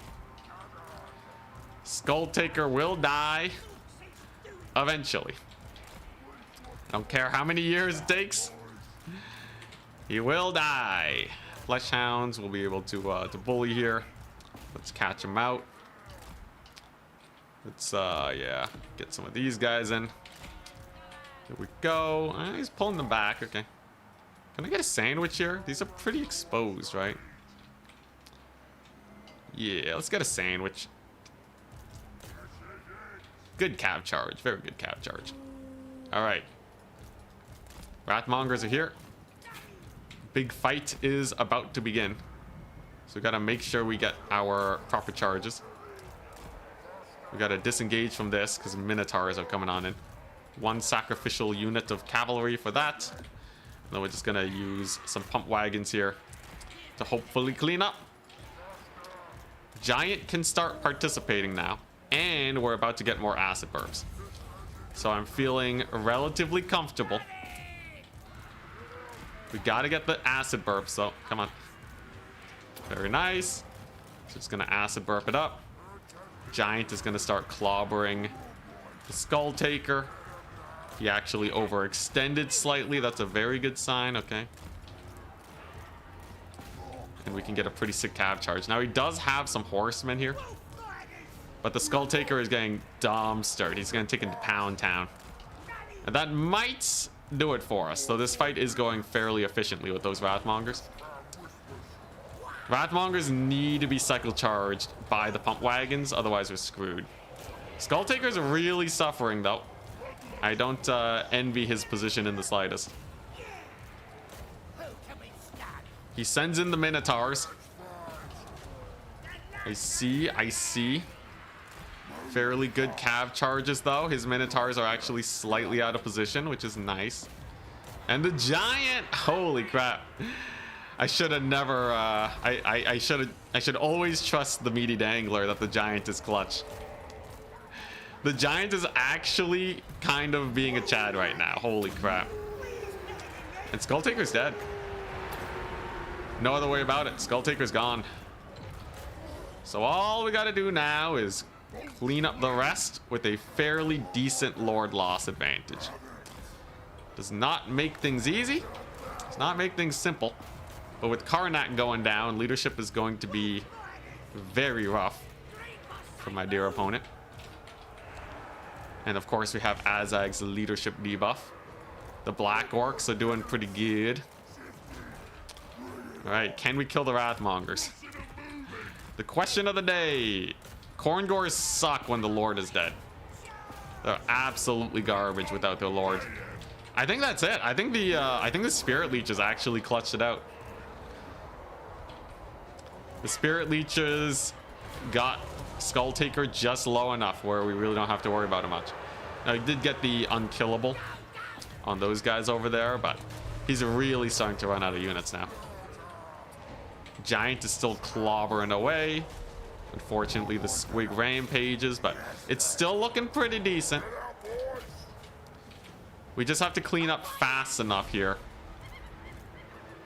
Once again, we just have to clean up fast enough. That's the big dealio. Come on, I need that leadership bomb though.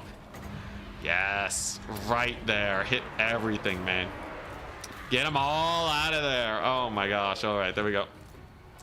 We'll use the Giant for those guys. Remember, I still have a capture point. Thank goodness. Okay. Now I can start thinking about the next point. So far, though, the leadership bomb is going very hard. Routing off the Khorne is great. He still has some Wrathmongers in here, though, that are doing well. But it ain't too bad. We're gonna go damage mode on these guys, I guess. Alright, there we go. He might even resummon Skull Taker, but he doesn't have capture weight, so I think that would be a misplay. There we go, pump wagons going. Pump harder, lads. Pump as hard as you can. Oh, okay, I do barely have this capture point, but not for long. It's sketchy. I'm not gonna lie, it is a little sketchy. If he takes that point, it's very bad for us. But I should be able to steal this point while he's still bringing in troops. I will have yet another leadership bomb very soon. And it looks like we will barely hold. The Giant's a Chad, meaty dangler. If there's one person that knew how to beat Bagosh, it would be meaty dangler, wouldn't it? All right, there we go. Oh, it's gonna be close though. It's gonna be very close. Those Wrathmongers do not give up at all. What's the leadership looking like? Still very high. Oh god. All right, come on. I gotta capture that second point. We gotta capture that second point. Oh boy, there go some Minotaurs in there. Do I have any units I'm forgetting? Okay, it's a little sketchy. Skull Taker's coming on in too. Come on, you darn giant. Cook him. I need a leadership break. Come on. Come on. Pump wagons should be able to win that. Oh god, come on, man. Just route, you stupid Wrathmongers. Crap, he's gonna get the point. He's gonna get the point. Oh my god, no, it's all crumbling in front of me. He got the point. Giant's doing his best, but losing that is so rough now. Oh no. No, after such a close game. They got relentless rage again. Oh no. Dang. And then the flesh hounds over here. Okay, flesh hounds are actually down trading versus pump wagons, but I think we lose because I don't get this point. The giant couldn't cook fast enough. He couldn't cook fast enough. Oh, brutal. That means I have to win as vampire counts. That's not good. Dang, yeah. Wrathmongers are some of the chunkiest boys in the world. Jewel Blade. Oh, that's what I get for not having enough skirmishers for the mongers. Very well played. Putting up a tussle. Which means now I have to win with the undead. Oh boy, it's not the best matchup.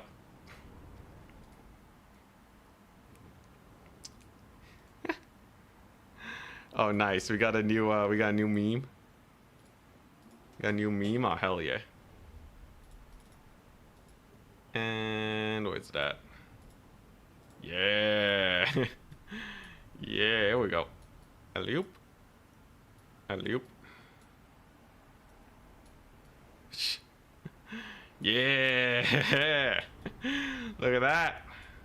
That's pretty sick. All right, but yeah, I think we the Black Orcs are only okay versus the Wrathmongers. Double Black Orc versus 3 Wrathmongers was a really rough pick. He had 3,300 value on one of them. That's rough. Very rough indeed. Giant was okay. Rugloods didn't get to shoot too much. What a menace though, them Wrathmongers. If you just do a build up with Wrathmongers, I feel like it's gonna be difficult. Oh yeah, you can't see the values. Pump wagons did okay though. I kind of like the pump wagons. The orc cavalry big guns were pretty nice. Azag did okay. I just didn't have a counter to these guys. What's the counter? Double giant, more skirmish. He caught me out though. He caught me out well. I'm stuck with just undead now. Oh boy, all right. So we have Cursed Oasis, Creeping Swamp, and Brave Valley. I'll go. What? I could do Coast into Swamp. Do I want to go Creeping Swamp, Cursed Oasis? I think I go Vampire Counts. I'll go Vampire Counts. I'm gonna go Vampire Counts and ban Oasis. All right. I must channel my inner Maximillionaire and somehow beat Khorne with the counts. Now, Graveguard Great Weapons are surprisingly strong here. You know what else is a fan favorite of Maximillionaire? Double Goose. So the double Terrorgeist, they're very hype. Because with them and a flying von Karstein Lord. You can kill near endless numbers of infantry. Basically everything, right? Like, you'll be fine. You can cycle charge them. You'll be good. You just have to get some good pickings. You know what else gets me good pickings? One Blood Knight Lance. But I actually, no. These guys are good enough to kill Minotaurs. I think I just need like a couple Black Knights. Just a couple Black Knights. Oh, they don't have magic attacks anymore, right? We're gonna get a corpse cart for these fools. Just a basic corpse cart. Keep them online and operational. This guy's pretty height. Wait, Sword of Anti-Heroes is kind of sick. Alright, never mind. So we take the Sword of Anti-Heroes, we get 2 zombies. And then the idea is, this little glob can survive with the Mortis engine, no problem. He wants to play on Creeping Swamp, alright. Let's see here. Dire Pact are probably okay versus Khorne mobility. So we have these dudes, and then do I need any more? Why not bring 3 Wrathmongers in every game? Because Kite exists, so you can shoot him to death. But in this matchup, he's very likely gonna have a bunch of Wrathmongers. I can bring a Balefire Corpse Cart, which imbues magic attacks and fire resist, and against Khorne, that will actually help. So I have that. I have some Crypt Horrors, right? Obviously, you want to max out on zombies. And you take a couple Crypt Ghouls to capture some flank points. This is like the Vampire Count's bread and butter. But, you know one thing I'm missing? You know one thing we're really missing? Do I want White Kings on horses? We basically can get a Mega SE squad if I do this. I can only take 1 White King. You can have the Scab Scrath, though. Scab Scrath is good. Well, I'm out. Oh, I'm maxed out on SEs. So, each White King on a horse? Oh, no. Single entity characters, monsters, and war machines. Oh, I see. Alright, 1 White King it is. So, 1 White King... Scab Scrath doesn't do anything versus... It doesn't do anything versus Khorne anyways. I'll just go the double goose. Zombie summon. And just cycle charge stuff like no one's business. I think that's my best play. Having a Storm of Night. Make sure that you can't go like double Bloodthirster. And then when the blob fight happens, I bring in the Mortis engine and then we're good. Nagash missile spell. It's not the best because Khorne has missile resist and spell resist. They'll stack additively. There's a few situations if he brings like a Scarbrand where it's not bad, but definitely sketchy. I need the giant and Here We Go. Oh, I see. I need Here We Go to kill the Wrathmongers. That makes a lot of sense. That makes a lot of sense. Pretty spooky. But I've seen enough Maximillionaire to have an idea of what needs to be done. So we have our little undead pack over here. We're gonna park them like so. We got our dragons, we got our dude. We got our zombies. Ready, good luck, have fun. Now, he's likely gonna have Wrathmongers again. I think they're really good in this matchup. But if he doesn't have enough skirmishers, a Mortis engine will do really well. And remember, this little squad here is crazy. The double goose with the von Karstein Lord. All right, they'll dumpster most anything unless he goes super hard on the air game. He hasn't though. That's a good sign. He did go for Scarbrand. Should have taken the missile. Scarbrand doesn't have missile resist. I think the double goose still actually does quite well against them though. So let's get a doggo. We'll capture the point. He has the slaughter guard, all right. So I don't really want to... Well, I guess I can park my guys here. Get the mortis engine. We'll be okay. Scarbrand makes things a little sketchy. But I have enough single entities to kill him in a vacuum.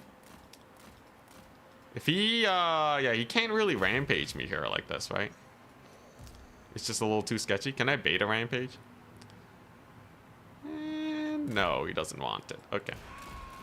Playing it safe. Now, we will be able to capture the flank points. And I will be able to get in the mortis engine. He doesn't have that many axe throwers. We're sitting fairly comfortably. I can even camp the trees now that I think about it. And then it's the Wrathmongers. The dread Wrathmongers. Can they be dealt with? Tune in next time. These doggos don't have missile resist, right? Yeah, so we're gonna have to disengage with them. So he's using skirmishers to capture a few points. Fine by me. We have the mortis engine now. And I summoned it in the wrong place. Now that's okay. I'm not planning to take a fight anytime soon anyways. We're gonna summon a zombie over here. Just to contest a point. We'll meet up with the mortis engine. And hopefully we can hold our position for long enough where we're okay. Wrathmongers are really the only unit here that can get a lot of work done. Shouldn't have to worry about them too much. Alright, these guys have anti-infantry. So I do have to be a little wary of that. Probably should have brought my dragons there sooner, but whatevs. Let's just slow march into position. Maybe get a crypt ghoul over here. I'm sure they'll do great. And he did bring in Khorne again, so he does really want to get that Lord Snipe. Interesting to see. And I think I want to build up. The more units I have, the better, right? The more units I have, the more things that can heal off of the mortis engine.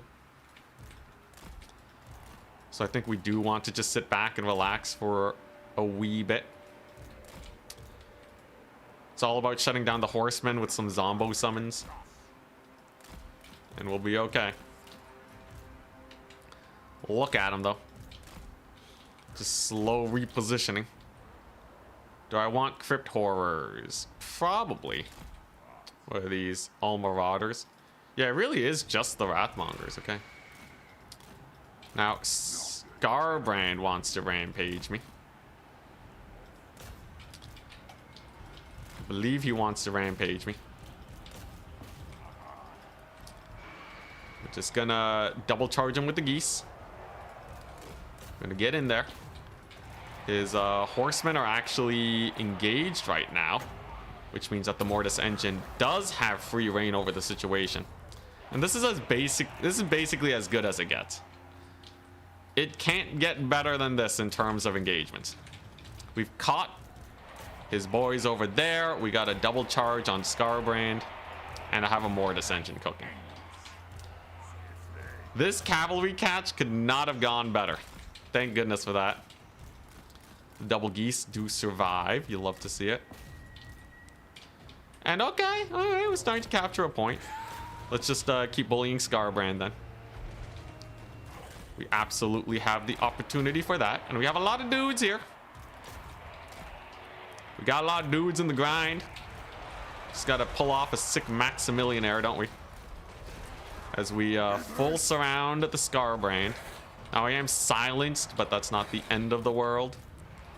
As long as he doesn't kill off these geese, I'm happy. Khorne's actually a little overextended too, maybe. We can potentially get a cav surround on him. Now I can't breath attack in here. Something very important to note. But the grind is going well, and we're still healing. Khorne doesn't disable mortis engines, so that's fairly comfortable. Fairly comfortable. Minotaurs are here though. But Scarbrand has definitely taken a good amount of damage in the grind. And the Mortis engine is still alive. We can also disengage from the Karnak and get a double breath attack on the Wrathmongers. That should hurt them rather badly. Holy moly. That went better than even I thought it would. Okay, yeah, so Wrathmongers got dumpstered. My Lord, though, is also getting dumpstered. Now, he's relatively cheap, but I'd rather he not get obliterated right now. Looks like he will, though. Or maybe not. No, he's also netted. I think he dies here. But I can save up for a resummon. We will get our revenge. Scarbrand, you ain't got no shot. Come on. Come on. This is a great Mortis fight. Like, the Mortis engines are doing great. And I can probably kill Scarbrand, who is more expensive. Let's see here. Yeah, I need another unit of cavalry. Come on, you darn Terrorgeist. Get him. This one's low. I might be able to disengage, though, and get a good breath attack. They regen, so crumbling doesn't hurt very much for them. Mortis is still cooking, too. And Scarbrand's looking a little worse for wear now, right? He's not having the best of times. He just got an attack animation, too, so this breath attack should land. And just like that, Scarbrand is going to be down for the count. Next up, Karnak. And, of course, the Mortis engine cooking. We did rout off the Minotaurs. Let's go. And yeah, it seemed like he overcommitted a little bit then, right? Ouch, though. That Marauder Horseman volley. Very brutal. I do lose a dragon, too. This Mortis engine has to live. That's a Sword of Khorne. There's not much I can do against that. Oof. Painful, but the Mortis stabilizes, and my Lord will be back very soon. He'll be back very, very soon. Value trading, though, doesn't look like it's the best, does it? Come on, you darn Lord. Oh, I don't have enough money, bro. Bro. Karnak's crumbling, though. That's a very good sign. Come on. Come on, you darn Mortis. Live. Live. Live. Okay, Lord's back. We have a chance. Oh, crap. Dragon's dead, though. I don't have a dragon anymore. That ain't too pretty. He's probably going to resummon Scarbrand. Yeesh. Woo. All right. I have, like, no infantry left here, though. Dang it. If I didn't lose my Lord to the rampage, we actually would have been fine. He barely clutches it, though. The Karnak. The spooky Karnak. And the Lord snipe. He got the net. Mortis engines down. There's basically no way to come back now then. Dang. Dang, if my Lord hadn't died. I got such a good early catch, though. But in the end, it wasn't enough. With haste. Oh. Anyway, I can pull this back. Can I get like a sick Karnak pick or something? Bro, I have like nothing. I have 3 units. I have 3 units and no terror. Dang, if the dragons didn't get routed off, man. Scarbrand's gonna come back soon too. Bro, I could have had 2 dragons regenerating, just murdering face.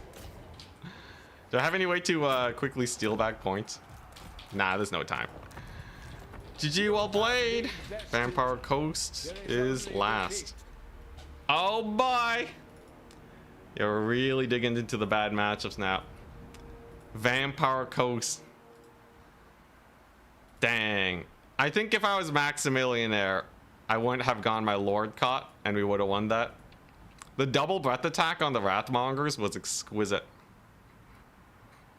And then catching his guys, but this is a very bad matchup for the Counts. How'd the Graveguard do? Not bad, not amazing. Well played. Yeah, I didn't have to send the dragon back onto Scarbrand. I really wanted him to die, though. Or I think I sent it back on Khorne, but I didn't need to, right? My guys were crumbling hard, though. Brutal. Alright, so Vampire Ghost. If we win this, we can say Khorne is pretty weak sauce. Pretty good tussler. So far, Khorne is pretty middle of the road. But this is the tipper. This is the tipper that decides it all. Vampire Coast. Now, how do they play against Khorne?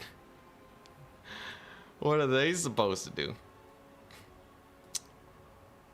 I know the zombie spam and the scurvy dogs are super popular, but are they what I want to be going for?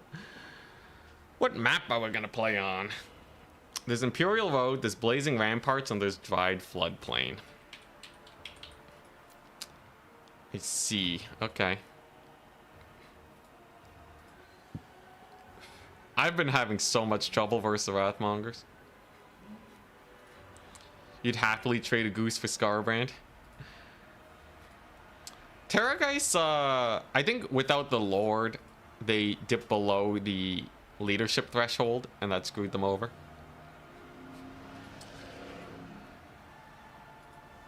But,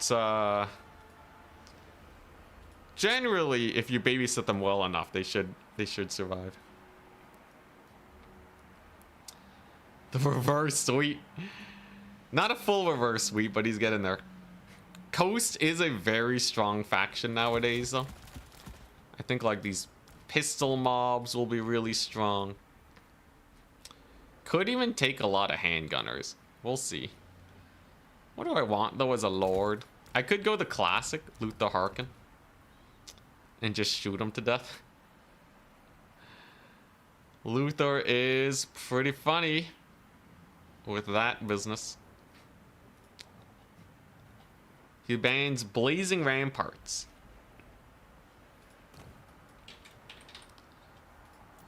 Alright, let's play Imp Road.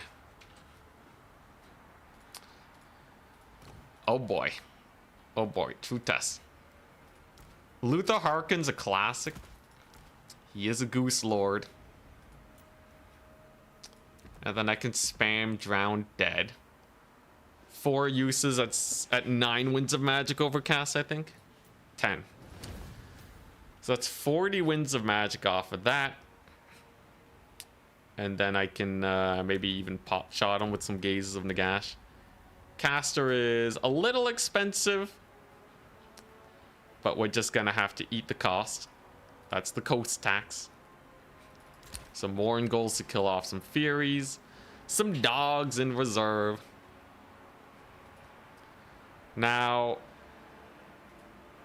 the problem is, right, there are going to be Furies almost no matter what.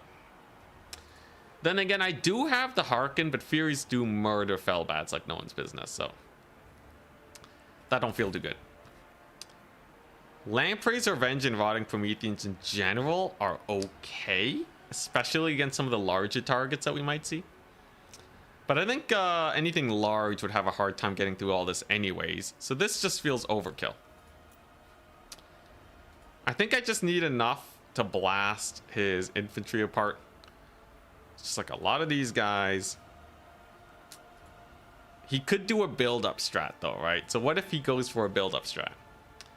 Will I have enough? I need some way of forcing an engagement. Deck dropper pistols are okay. They're very okay. Luther taking pot shots is decent. I could take some Fellbats just to try and overwhelm some Furies that he summons in. Force him to have to take a lot of Furies. And then maybe a little bit of Lord Snipe. Maybe a cannon. Cannon on a map like this where it's very likely he's going to do a build-up. I think it's too sus. Morin goals are good though. I still have to deal with Wrathmongers and the like. Because he's been really liking them. So I think I need to have quad handgun mobs. I think that'll do. Every time I see other people take Mourngull Haunters, they never seem to do well, so I'm going to pass on that. Instead, we'll take another Mourngull, or I could take a Depth Guard. Now, Depth Guard obviously lose to Wrathmongers, but they'll do okay versus most other things. I guess this is it. I have to use Luther to force him into a fight. We got a wide army. 4 and 4, people. I need to get a good enough snipe on his lord. If he brings Valkia, then Bloated Corpse of the Wrathmongers. Does it even do damage versus them? I don't think it does. If he brings Valkia, Luther is okay against her. He's okay. I think he'd have to like tussle a little bit, but he'll get there. The goal here is to give him so many zombies he can't get through all of them. So just a rather stupendous number of zombies. Gonna do some loose formation strats. His Flesh Hound shouldn't be able to get in too well. I just have so many zombies. But they are good versus the Mourngulls. So, something to keep in mind. Now, will he go for the build-up strat? Ready, good luck, have fun. He has 9 units. That's rather low. And that makes me feel like if I just spam these handguns, he won't have enough units to jump my formation. We can also kind of use the hills here.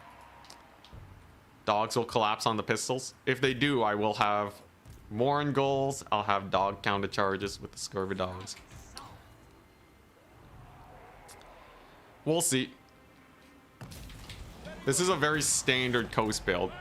And he's gone for Arbol, not Valkia. Okay.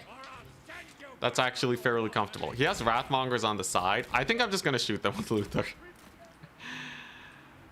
I'm sick and tired of Wrathmongers, man. We're just going to jump him with Luther. If he doesn't have a bunch of Furies right now to stop Luther, life's going to be pretty tough for him. He actually has 2 units of Wrathmongers. Okay. So I want to position kind of like here. That seems like the smartest play. He has a couple more out of Horsemen, but that's about it. And okay, we got him to retreat a little bit. Now, I think it's relatively safe to summon 2 handguns. Yes. I feel safe because he has so many Horsemen, which is going to limit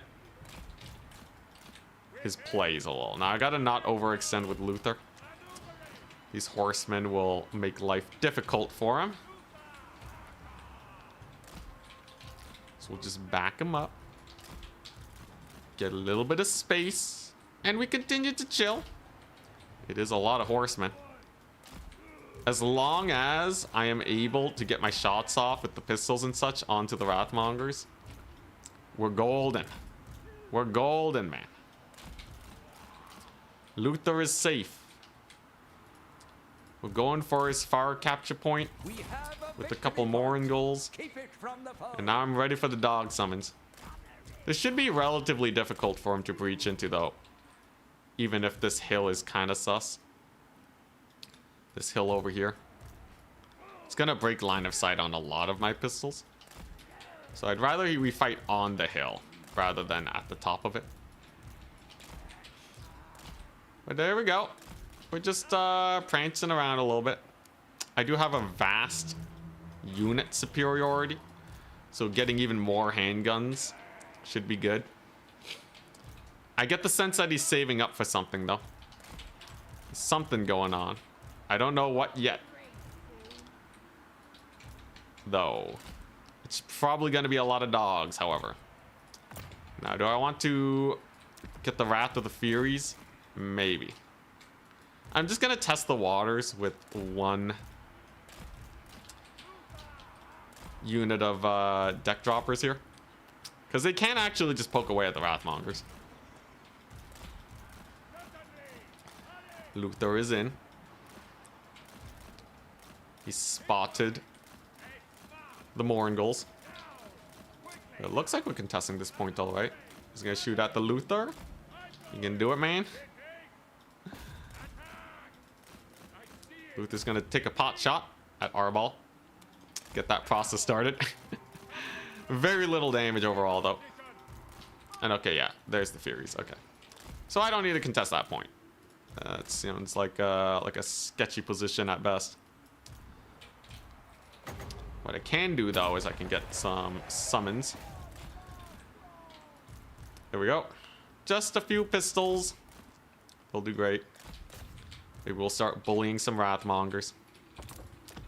And if he's spamming Furies, more Moringles will definitely be good.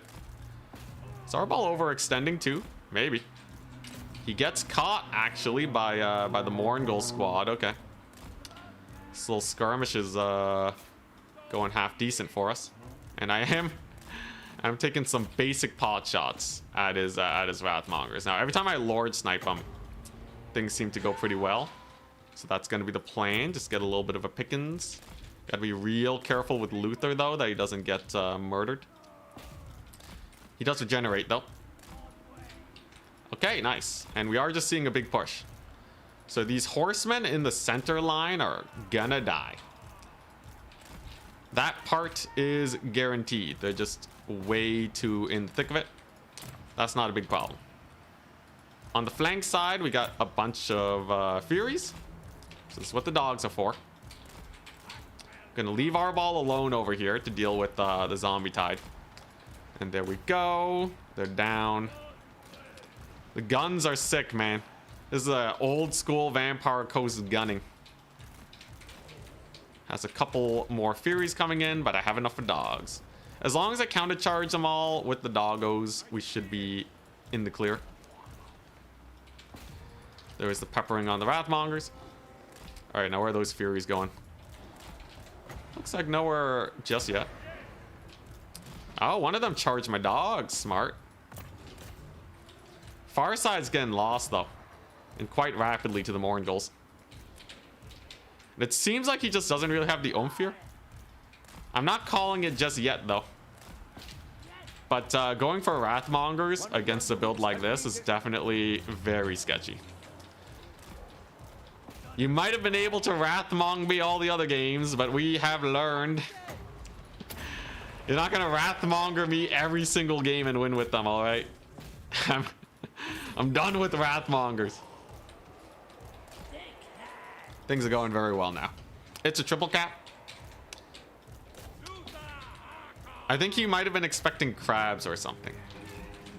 But yeah, the Wrathmongers hate DPS. So if you can just get enough just raw DACA on them, they will generally suffer pretty hard. The horseman too kind of screams that he was expecting some crabos. So there we go, and then we got the crossfire over here. A couple bloodletters should not be a big issue. And then I guess we just start saving up for maybe a depth guard. Spawn are actually quite interesting. Okay. But yeah, now it's a mass route. Night and day difference. Having to deal with Wrathmongers with a melee faction versus a ranged faction. Those are exalted bloodletters though. A little spooky. Wrathmongers are getting obliterated though. Absolutely obliterated. Arbol's dying to some Moringles. I think if he had Valkia, it would have been much scarier for sure. But the end times are here. I think we done did it. It's just way too many pistols. Whew. I will say though, he gave me a run for my money. My opponent is a scary one. But Vampire Coast is strong. Now, I do still have to kill these Exalted Bloodletters. 1 second. Middle point is secure though. Far point is doing okay. Did get some Minotaurs in there. Value trading's through the roof for me though. I think if we get a depth guard, yeah, and some handguns there will be good. These bloodletters we can simply shoot to death. And these pistols can just slow push his far point. A couple more Furies are not a big deal. We got dogs for that. One of and your Luther. units has been destroyed. And yeah, man, he went super elite. He went super elite. So he had like tons of Wrathmongers and an Exalted Bloodletter. That's crazy, man. I really wonder what build he was expecting, though. Or maybe he thought I would counterpick myself. I think he really was expecting the Crabos, right? Oh my gosh, it's 4 Exalteds. But yeah, going a build like this against Coast is definitely surprising, to say the least. More Furies are here, but they just trade super fast. Not going to be a big issue. Yeah, nostalgic build for the Ace match. Feels like Warhammer 2. If Khorne was in Warhammer 2, oh my gosh. I would have loved going this build against Khorne. Unfortunately, nowadays, if they chaff spam, it's going to be sketchy. But it's nice to see that Coast can still dish out a little bit of pain. Where are those Furies going? Where are they going? We must bully them. Double cap's good for me, though. If I keep spamming chaff now, there's not a lot he can do to really clean them up. The depth guard are chilling. Our ball, I should be able to finish off soon. What do I want? More pistols? Yeah, one very annoying thing in the late game is to just spam pure pistol mobs. Because you're already trying to clear off a lot of other random junk. And pistols will just make life even harder. This was one of the games where he did not bring Karanak, by the way. Showing that he does have a bunch of different builds. I think Karanak wouldn't have done well, though, right? I just have too many guns. Did I just YOLO Luther again, though? Nah, Luther's a Chad. He can escape. You don't gotta worry about Luther. Fly! Fly, you fool! There we go. Luther don't gotta worry. Am I gonna do it? No! Screw that biz. Oh, man. Jeez, though. 5 and 4. Truly a strong Khorne main. Nope, Luther, you ain't doing that. Or are you? Now he's gonna land. Now he's gonna land. And I'm gonna shoot Arbal to death. Great success. We have another pistol mob here to finish off this unit. And the toast, the Vampire Coast tide prevails. Very nice. Yeah, Arbal's gone. Can I get a breath attack? Fade away breath attack. Come on. Come on. Luther. Did he actually launch a breath attack? I don't know. Whatever, man. Oh, geez, Sword of Khorne. Actually did not see that coming. Arbal's gone, though.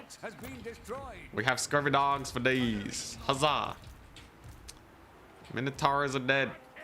If these guys could just shoot. Holy crap. This is why I started playing Coast less, by the way. Can these guys shoot? Are they gonna... What is this? Oh my god, this hill. Okay, it actually was terrain issues. Yeah, this map has a very sharp hill. So Arbal will escape. That one's my B, not the game. I also didn't overcast that spell. Whoopsies. He's gonna bring back in the Wrathmongers, but it shall not be enough. You live this time, Arbal. You live this time between the breath attack not finishing him off and the and that hill screwing me over. Terrain, man. Yeah, truly the most OP. Anyone know if Gaze him to Gash on foot can kill Wrathmongers? Get him, lady. Get him. Beat him up. Didn't even cast. Well, there you go. He put up a good fight. But we did it. Vampire Coast, man. GG's. Oh my gosh. Arbal didn't really do too well. In the end, when you have that much of a lead, you will eventually get a build that is strong into your opponents. Oh boy. Luther Harkin's a fun tech piece. The Furies really don't do that much. One of them did okay. The Horsemen, though, I think it's because he was really worried about crabs. Coast gun line still alive. Look at the value on the gun mobs. You'll love to see it. Dogs did great. Even the deck dropper, 800 and a D summon. Hell yeah. It was a good thing I prepared for. Holy crap. 2008 value on a handgun. Wowza. Wowza. Well, GG's. What's Coast missing from being a top faction? I think their ghosts. If their ghosts become a big enough threat, they easily become a very strong top faction. Vampire Coast was really strong before because you had to bring magic damage against them. Now you only have to worry about gun builds and crab builds. But they've kind of invented a new third play style to make it so that there's not a 50% chance they get hard countered. And that's the main tide. So you can go main tide. You can go a gun heavy main tide or an infantry heavy main tide. And you can go crabs. So they have 3 builds. They can't be countered too hard. Yeah. Add ghosts, and then yeah, then they should be good. In previous times, sirens were your answer to heavy archer builds because they just couldn't get enough magic damage in. Of course, depth guard could also be a little stronger, maybe the hulks or normal rotting prometheans. But honestly, playing Coast kind of like as a vampire counts with guns seems to be the best playstyle. Because this is totally just vampire counts, but you have pistol mobs. And then you spam dogs into the horizon. Very hard to kill this many zombies. Yeah, new blood though. Bagosh played it very well. That's it for me today though. Still don't get why Depth Guard don't have armor piercing. The Halberds do, I guess. But yeah, I'm gonna call it a day. Hope you guys had a great time. We're ending pretty early. Anyone know if Sotek is still streaming? Lore Master Sotek. Not streaming. Alright. I'll just end it then. Peace then. Peace. Have a wonderful rest of your day. Have a great weekend. And we will be streaming again on Monday. I am going to be busy this weekend, so don't expect a weekend stream. I think that's basically it. Thank you very much. Bye-bye.